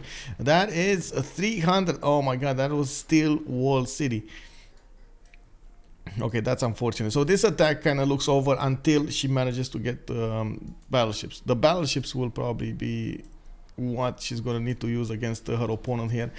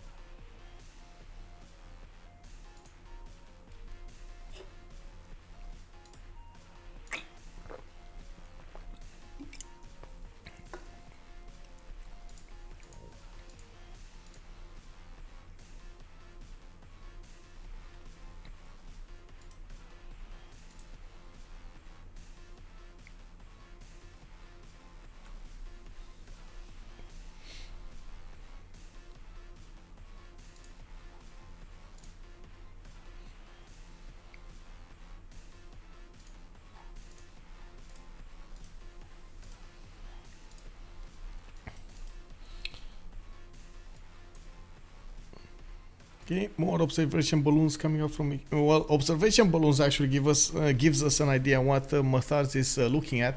He's probably thinking tanks, artillery is here. We do see is getting a few defensive units to the southwest, but these are actually pre-built helicopters. Matharz 351 science with 177 culture definitely has the lead when it comes to the science, and he's gonna have a lot of advantage going against Koco. No, not that many military engineers to actually finish all of this, and I do see also planes coming up from Akhtakup to the southeast. There is an aerodrome finished, getting the hangar in there. I'm pretty sure he's gonna go for the airport. We do have Machu Picchu started, and he's gonna finish it quite fast. There we go. And Grid Lighthouse started. Okay, so 3 turns of Venetian Arsenal, Torre de Belém in London. We do have more production coming up from Victoria. The fact that he is managing to send those traders towards Maya is giving them quite a bit of an advantage when it comes to their economy. And we do have Matharz also going for, he did click a little bit on advanced flight, then switch back to economics. Probably in the long term, I'm pretty sure it's going to be much more of an advantage if he goes for labs rather than right now for planes, for advanced flight. Of course, Yaroslav did lose Potala, and it got built by Koco. In the total score tab here, we do have a lot more Diplo favor coming up from DShark, but still there are around 11 turns to actually go for the next Congress. St. Basil Cathedral coming up from St. Petersburg, and that's going to give him a decent amount of culture generation, not to mention faith and production. We do need to see if he's also going to get that culture victory, 14 out of 78. That's actually not bad at this point in time. We do have him on still 157 tourism. He definitely didn't actually go crazy with it, and we do need to see if he's gonna go and recruit this musician. He's not getting the project, so he's not going through these much faster than usual, and that is probably what's keeping him a little bit lower. But when he is going to start to switch the production towards those, that's going to totally be different. We do have a decent amount of military engineers coming out of his cities, and he is probably thinking of maybe poking a little bit his opponent over here, Maya. He does have these Cossacks that can do the damage immediately against these Mayan heavy chariot corps. I didn't see a single tank pop up, even though Maya does have the technology to upgrade tanks. He did not use it. They don't have anyone to defend the culture victory. I know, right? So like it feels like culture victory should be the way, but it's at the moment Russia has other priorities, and it does look like Maya is also getting some free pillages on Spain's land.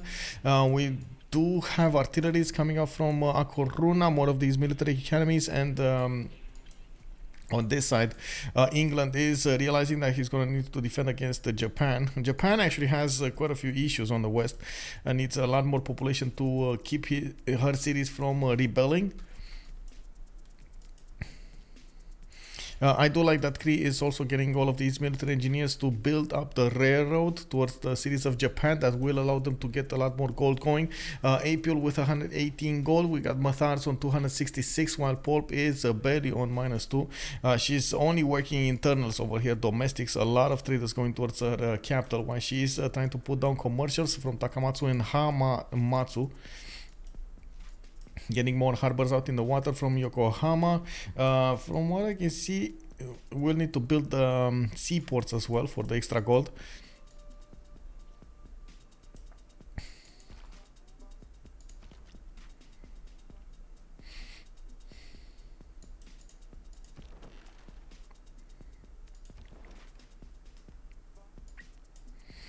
When battleships, that's what I want to see. Poolp, Fortens refining. Okay.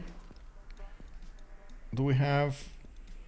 Yeah, we got some pre-builds here. Oh, she has the battleship. She just needs the gold to upgrade, and of course the coal. I think she should have coal. Let's see. Yes, she's full of coal. 40 gold points. Coal points.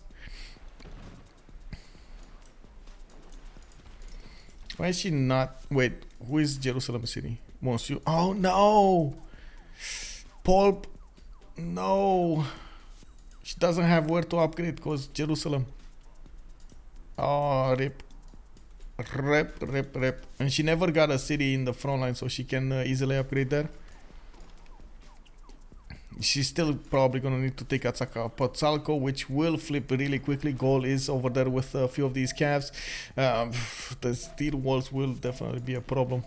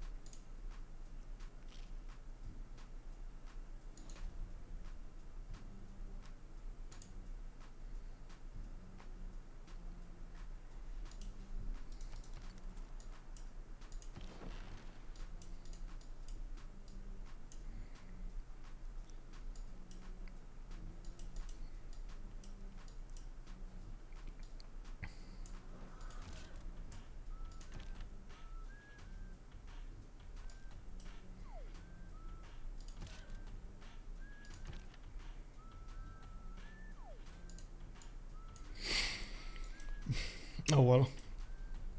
Honestly, I was expecting Maya to try to take advantage of his early tanks and maybe poke a little bit at Spain. I wasn't thinking he's going to have that many chances of success, but definitely he could have managed to do some damage with a tank cores that he would have benefited from with some of the field cannons that he would have also been able to put on the front line.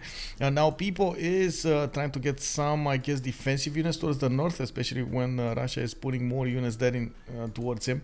We do have Gustavus Adolphus recruited by Russia as well. He's getting Cossack armies to work with, and you can see the Cossack armies are dealing significant damage against the cuirassiers.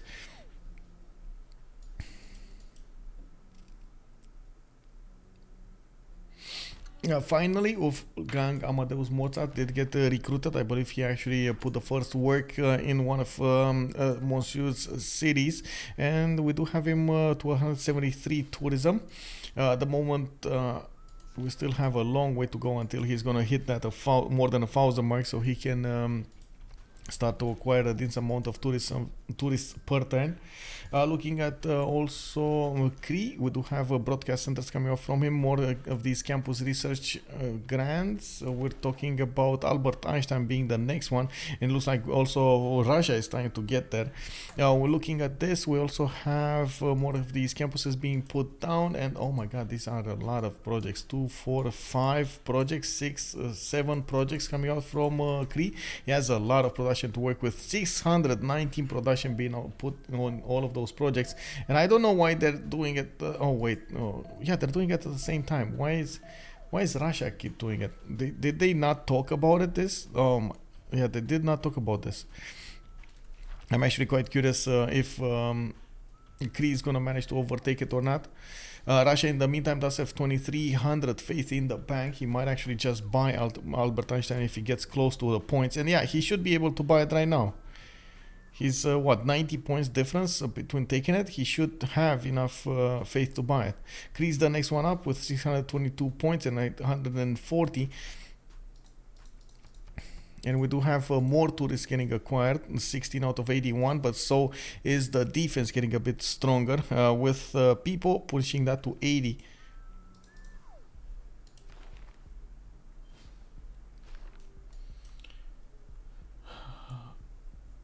Yeah, I was thinking like he's definitely not going to want this one, but I guess we're going to need to see. Do you think it's right after Einstein? I mean, I know it's afterwards, but it's right after. What was it? Nobel, right? He wants Nobel. Was Nobel picked? No.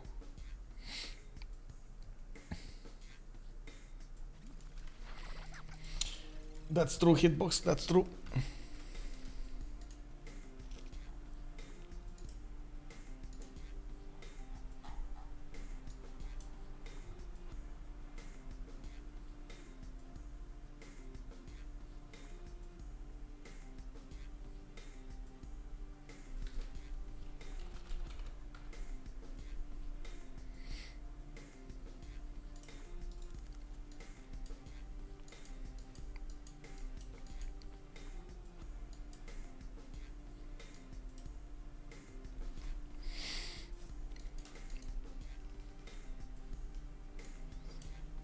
Oh, I see more military coming up from Japan now. This time we do have Poolp getting a lot of cuirassier armies on the west side.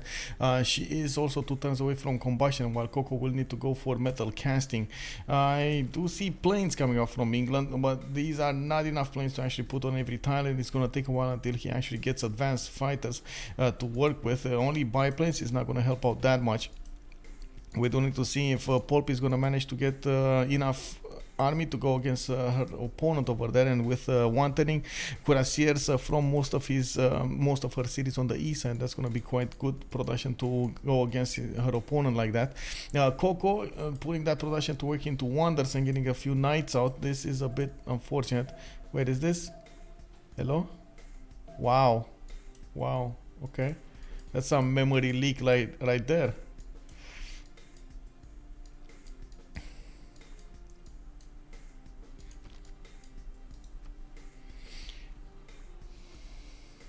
Okay, what's happening in the scientist screen? This is what we need to know. Russia probably gonna need to pass this to give it to Cree, while it's definitely not ideal to actually get there, but you know, it is what it is. Japan also has 476. There we go. Russia passed. Cree also passed?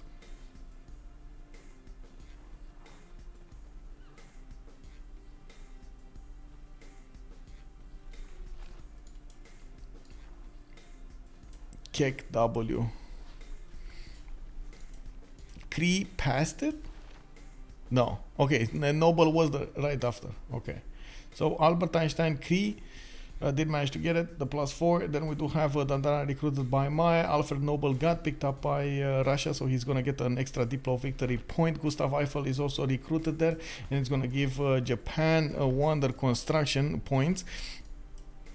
Yeah, we do have Takasaki. That's the staging place for that Japanese army. It's getting spotted there by the biplane, and we do need to see if Japan is going to wait for the tanks or not. Would need a bit of a gold infusion here to upgrade all of these tanks armies, cuirassier armies into tank armies, and I'm pretty sure she's going to need to get some anti-air guns with those to defend against a possible air attack. We do have balloons coming out from Matharz. He is going to try to help out, give these artilleries an extra vision point, so he can so Poolp can shoot from 3 tiles out with those artilleries.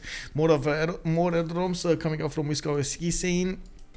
He did manage to get a hangar down in Aktakakup while he's going for stock exchanges. The gold is going to be a priority over here for Matharz for the next one. I do want to take a look what's going on here. Aerodromes coming out from Russia, as well as St. Basil Cathedral coming up in 4. Looks like a neighborhood was spotted in Moscow, and we do have Statue of Zeus being built in Smolensk. They're actually quite close to getting the next golden age, 6 turns away from getting there on the threshold, and we do have SPA managing to get with quite a few players extremely close to nailing that golden age, or in some cases a heroic. So for example, Matharz 122 out of 124. We got Poolp 114 out of 120. We got Monsieur Sisi over here 164 out of 168. Hello, Kunza Kimbo. Hello there, sir. Good evening. Good evening. Yeah, also, Einstein 1120 AD. Sure. Yes, exactly. You're hello there. Oh my God, a long time no see. How have you been doing? Bonne année, Yort. Would love to see you more in the games. Where have you been?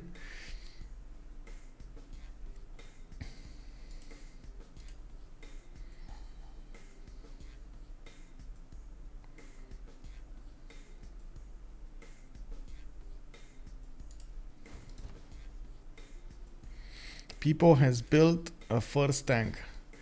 Pipo getting the tanks towards Spain, but this is like 6 turns too late now. He can definitely deal some damage, but not enough damage. And I'm pretty sure Spain should be close to his own tank. There we go, just got his own tanks. That's why I was saying it's way too late now. Now we do need to see the tanks also upgraded here in Japan. Japan has the tanks upgrade button. We do have the gold on Matharz. He's going to need to give it to Poolp. Poolp doesn't have that much gold per turn, of course.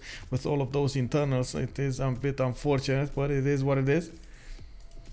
Been doing great. Mostly just watching sports and playing Diablo and the Civ as of lately. Oh, nice. Did BG change Tokugawa to all? Yes, they did tone down the gold per turn.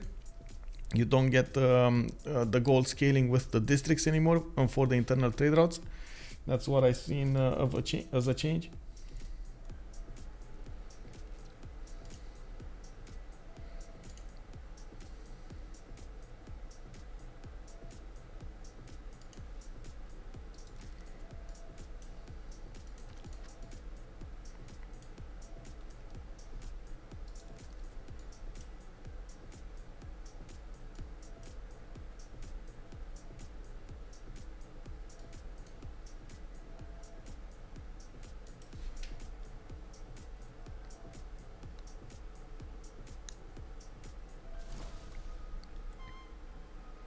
The great Zimbabwe. Boy. Oh, we got battleships even. Oh, nice. Artillery armies. Of course, those are extremely squishy if any tank will attack them. The battleships are going to do quite a bit of damage against these units if they get close to them. Not bad getting them there. Apeul just one-shot one of those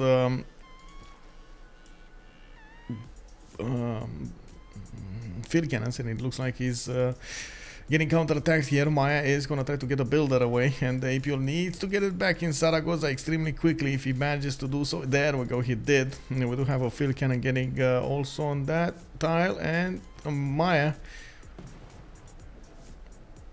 just lost his cav. Multiple Cossacks are actually appearing in the cities of Russia. He's aware that Maya has tanks here, and he's gonna try to defend behind his lines of defense, where he does have Governor Victor. The Great Zimbabwe is also being built over here, and I do see Sisi is managing to finish that statue of Zeus, getting a decent amount of advantages. Spearman army that could turn into a pike shot army. We do have also Monsieur CC going for radio, probably, of course, wants to go to the top 3 towards computers, while he's gonna need radio to go there. He's also gonna need radio for advanced flight. He did put down an aerodrome, that could be a choice. Looking at what's going on here, it looks like at the moment Japan does not have a way to upgrade her boats into battleships. A bit unfortunate though. Could have definitely dealt enough damage against the city of Tenochtitlan to take it down with those battleships from afar. While on the west side, she is going to manage to do the damage against her opponents with the tanks. Needs to go now, needs to go really quickly, because otherwise you see the planes of England are going to start closing down the ways. He needs 2, 5, 6 of these planes to totally close down any way to get into English territory. And he's gonna get 1, 2 next turn, 3 next turn. He just needs like 1, 2, 3, 4. Yeah, he's gonna get the 4th one in 2 turns. So that's it. If we don't see these tanks moving now, well, in 2 turns it's gonna be way too late. I would actually even argue that next turn it's going to be too late. A war department coming up from Miksivwachik. We do need to see the biplanes of Cree getting deployed to the front line. Maybe another city coming up from Bistavasis to the southwest would be an idea here, to put some airstrips going and aerodromes to get a staging position against the English Air Force. Gonzakibo is telling us, haven't tried him yet, can assume I like him, but it's still like Hojo better. I mean, internal trade routes are amazing, but yeah, I do feel like Hojo is quite strong anyway. Also, I did start a game with him and immediately quit because I read his abilities on the base game, and in my head I gave them Hojo's 3 half price districts and immediately quit. And as my heart was, oh no, yeah. Yeah, BBG should take away the penalty for trading with foreign nations on Tokugawa to make him viable in late game. Kind of like Cree bonuses, but when you have them early, then at the Vissel Bunker you can switch to externals, but you don't get the trade bonuses. I'm not sure if honestly they want to do that. I don't think they want to do that actually. Oh yeah, there we go. Even this turn is too late, by the way. I think Poolp cannot go through the English line of defense anymore. Way too many of these biplanes, and she doesn't have biplanes of her own. I'm also sure that England should actually start shooting down these tanks, or getting some attacks done against these units, against the tanks. Wieselbanken will definitely make internal trade routes kind of silly, but I don't know, you keep internals as Persia and such. I think it will make it a bit too strong there, but there needs to be an incentive for it to be played in teamers, and this is exactly what Poolp is showing us here. It can still work in teamers. The main issue is after the mid part of the game it just doesn't make gold. She's doing her best to keep up an army and have a viable economy. She's not actually doing it.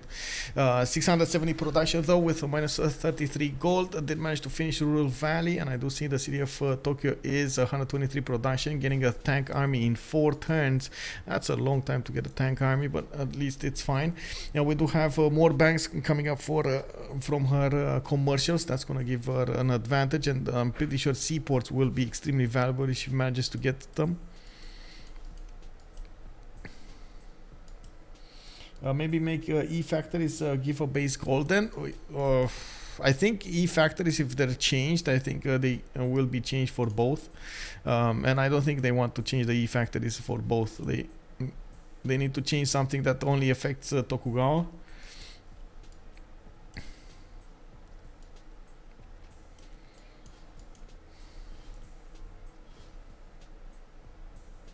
Yeah, Ojo is amazing. I mean, Ojo is still good. Still good. I don't know if the commercial actually for Tokugawa has the +2 or lost the +2 also. I think it did, right? It doesn't get the +2. Maybe that. Oh, I don't know if that can be changed.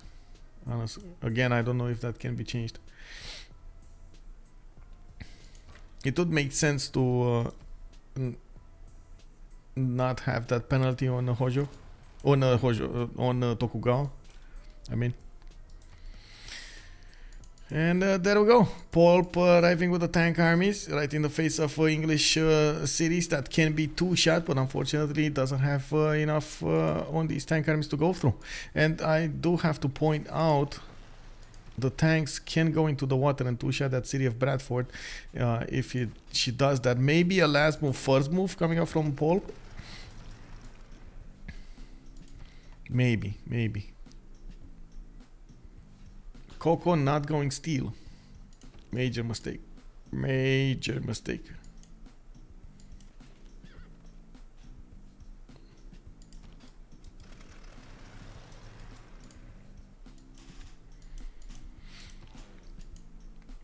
We do have fighters coming up from Matharz. He's going to need to deploy them around here somewhere to start attacking the biplanes of his opponent of England.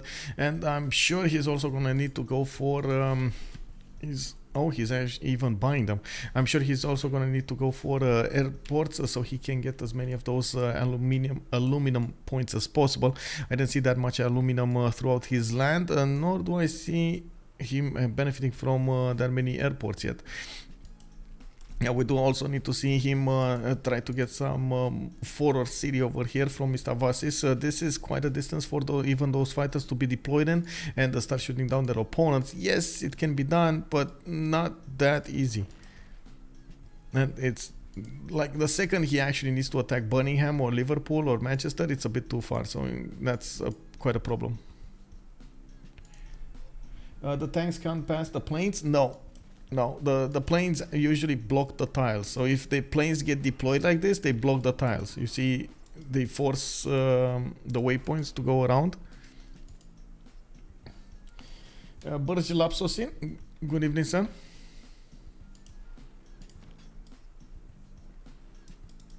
Come on. I think Poolp is gonna two-tap this city, honestly. Last move, go into the water, attack city of Bradford. First move, attack city of Bradford and take it over. It should be more than enough strength on this tank army to take it over. But this is strength when it's not embarked, you know. There we go. Bam! Not enough. Okay. And I guess the planes right now can take out that tank. That's a bit of a problem.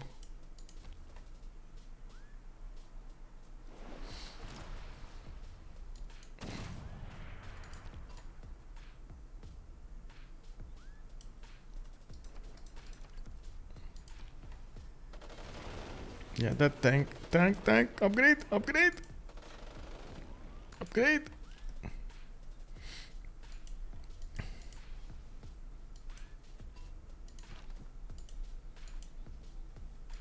Okay, we do have Maya actually making a push run towards Spain, and Spain is holding on for dear life over here on the eastern front, and does have battleships in the north trying to defend. We do have a major army coming up from Russia as well, but it is just standing by in the city of Granada, not actually pushing forward. Most UCC is going for refining, suffrage in 2. He's going to need to get fascism as quickly as possible. Actually, he has fascism, never mind.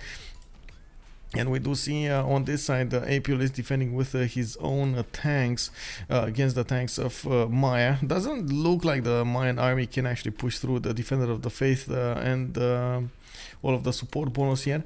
Apeul, unfortunately, doesn't have unit number advantage, and he is going to need to get a lot more units to actually defend against this onslaught. Now, we do need to see if he's going to manage to get them built here, and of course, how fast they're going to get on the front line to help him defend.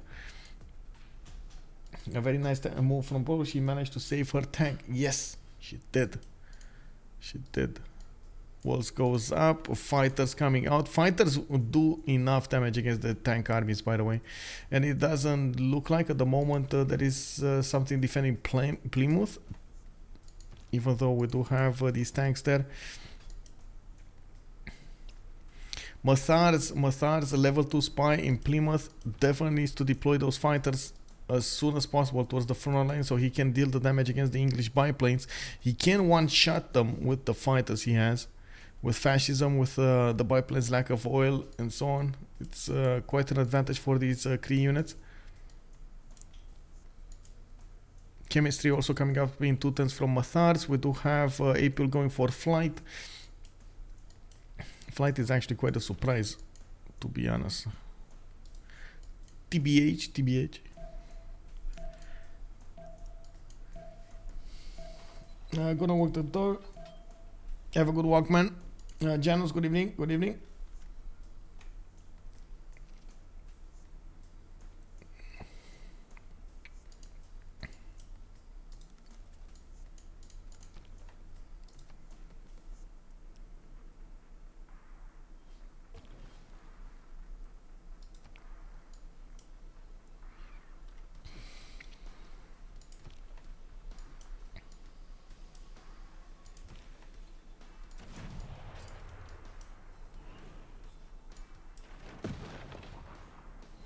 Wow, this tank army, man, it didn't get enough experience to actually get a promotion, and unfortunate, but it happened. And it does look like Spain is gonna get a new tank to defend with here, and making a line of tanks. He is putting into production more tanks, and that's exactly what he needs to do, get those tank armies on the front line there.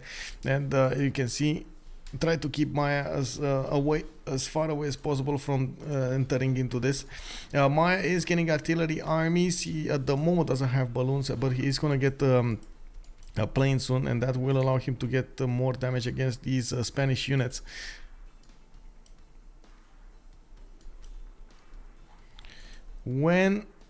Okay, so it looks like it's going to be a cultured victory play here from Monsieur CC, Natural History Museum, coming off from St. Petersburg.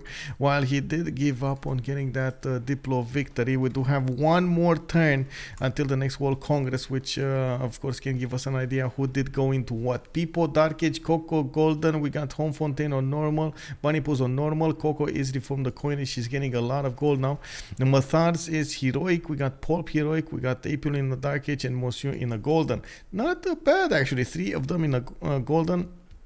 Matharz is 821 gold right now. That is going to be amazing for him. It's very important, but he's going to need to give Apeul as much gold as possible to keep him alive.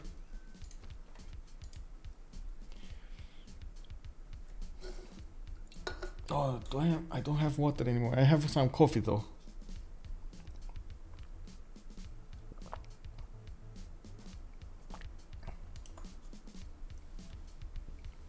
Picas, thank you so much for that redeem, reminding me to drink water.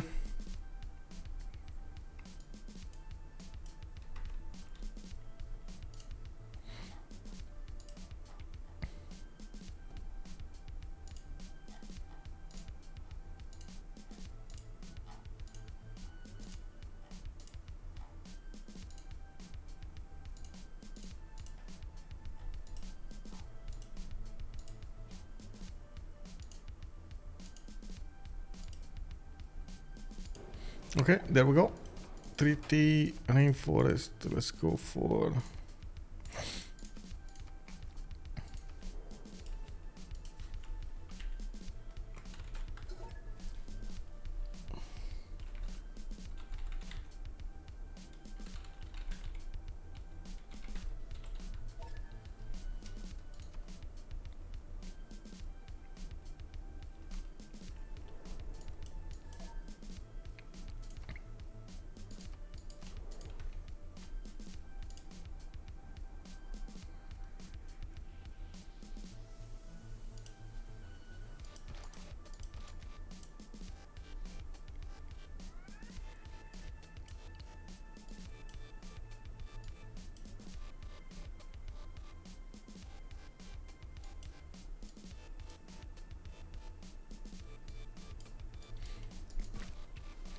So Japan is still trying to push on through, and I do see she's gonna need to upgrade the tank army over here. Oh, we got a GG. We got a GG, boys. They didn't see the end of the tunnel, the light over there, and it looks like we got a GG. I think it was DShark that actually put out the GG, but I do want to double check. They did try to go against Apeul. Apeul was holding strong the fort over there, and we did see all of that attention of Japan being focused on England. We did have so much gold coming up from Cree, also getting those planes every turn. He was getting an Air Force to rival, of course, England's Air Force. Looking at the one more turn here, yes, GG coming up from Pipo. Let me actually take a look over here where they are in the channels to actually hear a little bit for feedback from them. I do have to point out, this is the CivFR community. We will see we will hear quite a bit of French, and they will, of course, if they will be kind enough, they're gonna answer us in English. I do hope you guys understand, and maybe there will be somebody actually trying to get some translations going in the chat. Let's actually go in and see what they have to say about this game. T'es redescendu en fait, c'est ça? Ouais, je suis redescendu, je suis allé jusqu'à la cire à finale. Ok, ok. Moi j'ai fait Bon, mon si j'avais pas les tour, optis en fait, je faisais pas les techs en un tour, du coup ça m'embêtait de les faire. Ok, ok. Guys, maybe one or two questions in English for me. Alright. Oh, GG, well played, man. GG, well played. Okay, how does it feel to have Roraima 5 tiles away from your city? Yeah. I didn't know. I had no idea. I did it. Oh, man. I'm so sorry, man. I'm so sorry. I don't know if I would have set up it. To be fair. Yeah. I mean, Fontaine and... Oh. yeah, Non, easy pencil. bro. Yeah. Tu leur as mis la vilain gros dans le gris avec Je sais ses pas, non. Ivoire, peu de Ouais. stats. Yes, yes. Yeah. But it's Russia scouting it like turn 40, Scouting, 45. Yeah. Bah, c'est moi qui les scoute, hein. 2 tiles away, then you come back, then you go. T'as quand même oui. tourné un peu autour, mais oui, c'est toi qui l'as scouté. What was the plan here in the end? You're going for culture victory also on Russia, or were you still focusing on Diplo? Bah, both. As you see, Okay. I'm doing a National History Museum. So Okay. I keep the cultural on. Yeah. I think I'm kinda alone. So anyway, it will work at the moment. You weren't that scared of England able to nuke you at some point? I'm not sure. I think she has too much trouble with Japan and Cree. Yeah. So I'm kinda safe. I have planes too. I'm going to helicopter Okay. for Maya. Yeah. I think to be honest, I'm pretty safe here. So I can do whatever I want. Okay. And one last question about Tokugawa, because this is the first time we actually see him in the competition. How was Tokugawa Poolp? How did you feel it? It's the first time, and it's good. It's good. But, Like I production. think- And, I think the team like have to do a lot of gold because I were negative like most of the game because I were pushing and only internals. So I'm all the game I'm stuck in internals. Okay. So need to be fed. Yep. But it's good. But I don't know. I feel like I have stats and I had a good spawn and good tempo in early. So it's helped a lot. yeah. I don't know if I don't have this tempo in early. I don't know if I have this game because I got builder at like turn 3. What are your trade routes like right now? It's 5. Wait. It's 5-8. 2-5-5. 5 culture, 5 5. science. Yes. Gold. Okay. And it's Okay, not bad, not bad. 8 prod. But I think I can put 2 more quarter in the 2 more district in the city, but just doing tanks. Cool. Thank you. And GG, well played. GG, thank you Michael. Pourquoi t'es jamais passé par oligarchie? Comment? Abusé. Pourquoi t'es jamais passé par oligarchie? C'était volontaire ou pas? Parce elle voulait pouvoir flex à un moment, nous. Elle nous a Non. sorti. Ouais, je suis même pas Alors, en oligarchie. C'est de fou. La réalité, c'est que j'ai flex, c'est vrai, dans le vocal. Mais, mais en vrai, en fait, ce qui s'est passé, c'est que je voulais passer en oligarchie le tour avant de finir mon truc de passe de go. Et j'ai zappé. Et genre, le tour d'après, je m'aperçois que j'ai fini mon truc dans la passe de go et je suis en mode fuck. Du coup, bah, après, j'étais juste en mode on va jouer sans oligarchie. Et si vraiment c'est la sauce ou que je sens que j'ai besoin de ça pour passer, j'aurais swap en oligarchie depuis monarchie avant de passer en république marchande, quoi. Juste pour le push. Mais là, avec Rajendra, avec la masse d'unités, avec les corsaires que j'ai quasiment en 3 tours après les caravelles, ça fait le taf. Comment? Je crois qu'il avait pas beaucoup l'héritage. Non, il avait pas non plus. Mais il a fait l'oligarchie, donc c'est un peu bizarre du coup. Oui. Faut bien troll le truc. Oh, thank you so much, Tudose. Thank you so much, for the prime. Welcome to the channel. I guess they're gonna talk quite a bit in French now. I want to thank them for giving us some responses about what they did over there. Of course, we got Matharz regretting that he couldn't scout the Northwest. He wasn't that sure he's gonna settle. I was sure he's gonna settle it. On the other side, Poolp did feel strong with Japan, a lot less cold than usual, but did need to get it from her teammates, and of course he did manage to do just that. We did also have Russia explaining us what he was doing for the end game over here. He was going for both Diplo and Culture Victory at the same time. He was trying to keep his options open over there and getting helicopters for Maya. Wasn't that worried to defend against possible nukes coming up from England, even if England did have a lot of production to work with. The fact that both Japan and Cree were quite close to him and starting to bear down on him, putting more pressure on England, it was quite important keeping away England from ever attacking Russia.